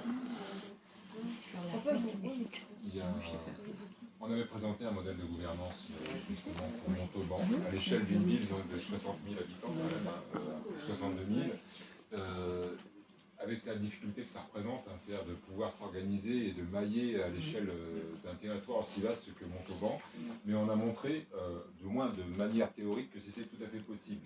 Puisqu'il y a moyen de mailler et de couvrir tout le territoire en présentant des assemblées populaires justement dans tous les quartiers, en s'appuyant sur l'existant et surtout en respectant la partie juridique, parce que un point que tu n'as pas assez souligné, c'est que derrière les bâtons qui nous sont mis dans les roues, à chaque fois pour la réussite du municipalisme en France, c'est la légalité derrière et les lois qui nous empêchent. De plus en plus sont données de pouvoir au préfet. Il faut savoir que toute décision de la commune est prise par un préfet. C'est-à-dire que c'est lui, au final, qui assure le contrôle de l'égalité. Donc toutes les délibérations qui sont prises, elles passent en préfecture. Donc de plus en plus, il y a cette mainmise. Mais il y a moyen de s'organiser. Déjà, la première échelle, c'est à l'échelle des quartiers, des assemblées populaires. Donc, il suffit d'en créer une à votre niveau et de commencer à délibérer. Vous avez déjà commencé à le faire, hein, c'est-à-dire en vous rassemblant. Parce qu'avec le préfet actuel, on ne peut pas faire grand-chose. Pour l'instant, le préfet, là, à ce stade-là, c'est le jour où vous prenez la municipalité que... c'est là qu'on aura affaire au préfet. Voilà, affaire au préfet. En espérant que ce sera plus juste. C'est pas tant le problème, ça sera toujours... Ça sera à la vote du gouvernement. Toujours à la botte. En tout cas, on peut vous inviter aussi à vous rapprocher aussi de notre association, puisqu'on travaille dessus sur ces sujets depuis pas mal de temps aussi, et on peut aussi travailler ensemble sur ces différents sujets. Mais Laurent, vas-y. Oui, bien sûr, tu as raison de le rappeler, parce que bon, là, on est sur une partie plutôt théorique et essayer de nous-mêmes aussi nous former grâce à des gens comme Annick, voilà, qui peuvent nous apporter voilà, des perspectives et des réflexions, à la fois un aspect théorique, mais à la fois des réflexions très concrètes aussi sur la mise en œuvre des choses. Donc je pense que plus on est de personnes nombreuses, avec chacun, comme tu disais, des compétences particulières, et donc cette fameuse compétence aussi, pouvoir organiser des prises de parole en assemblée, des décisions. C'est vrai que sur le modèle de gouvernance qu'on avait réfléchi, une forme de constitution locale, de charte locale, on avait essayé d'envisager tous les cas de figure, quoi, une forme d'efficacité, en même temps qui laisse parler tout le monde. Bon, voilà, ça peut être à l'occasion d'élections municipales ou si un mouvement est suffisamment large de proposer ce mode de gouvernance, qui là du coup serait vraiment intéressant parce qu'il y aurait tout un processus qui rentrera en œuvre. Mais après, voilà, des assemblées de quartier peuvent commencer hors temps électoral. Je pense qu'il ne faut pas se focaliser sur un temps électoral, même s'il peut, à l'échelle locale, ouvrir des perspectives. Nous, après, ce qu'on avait l'ambition de faire, qu'on a un peu commencé, mais voilà, on avance progressivement, c'est aussi d'aller à la rencontre des gens dans les quartiers. On l'a fait dans un quartier déjà, voilà, de déposer dans les boîtes à lettres. Et c'est vrai qu'on avait... Alors, il y a deux possibilités, nous, qu'on envisageait. Une visite totalement libre, en disant, voilà, on vient vous rencontrer, faites-nous visiter votre quartier. Et au fil de la discussion, effectivement, arrivent des problématiques très concrètes, locales. Donc, si nous, on peut essayer d'apporter un soutien pour que les citoyens, pas pour le faire à la place des citoyens, parce qu'on en sera incapable, et puis que c'est justement le contraire de l'objectif du municipalisme, mais d'accompagner les citoyens à réaliser eux-mêmes. Donc ça peut être effectivement des rencontres dans des quartiers comme ça, où les habitants nous aident à mieux comprendre leurs problématiques, ou alors des rencontres de quartier, des assemblées populaires sur des thématiques précises. La question on parlait tout à l'heure de se fournir chez les producteurs, de la grande surface. C'est vrai que nous, on aimerait essayer d'organiser des assemblées populaires comme ça dans différents quartiers de Montauban pour entendre aussi la manière dont les personnes consomment et peut-être les difficultés qu'elles rencontrent en termes de temps, en termes de... Il peut y avoir plein de raisons, effectivement. Donc, je pense que ce dialogue-là est important pour pouvoir faire évoluer les choses de manière efficace. Pas se dire que, bon, nous, on a la solution et les autres vont forcément l'accepter parce que c'est comme ça que ça marche. Et je pense que c'est un travail de longue haleine, mais il faut s'y atteler à chaque échelle où on peut. Voilà. Donc, merci beaucoup Annick. J'ai oublié je ne l'ai pas présentée tout à l'heure, mais elle s'est un peu présentée elle-même. Voilà, donc merci d'être venue pour ces deux conférences. Vous pourrez donc revoir sur le site d'Amel, on a affiché là-bas, vous avez vu, ça fait très... Donc le site a-ml.fr, il y a aussi une page Facebook, Amel. C'est le petit 6 du clavier. Voilà.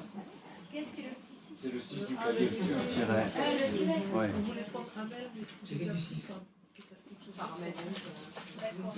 Voilà, donc les autres vidéos du cycle de la démocratie directe sont disponibles.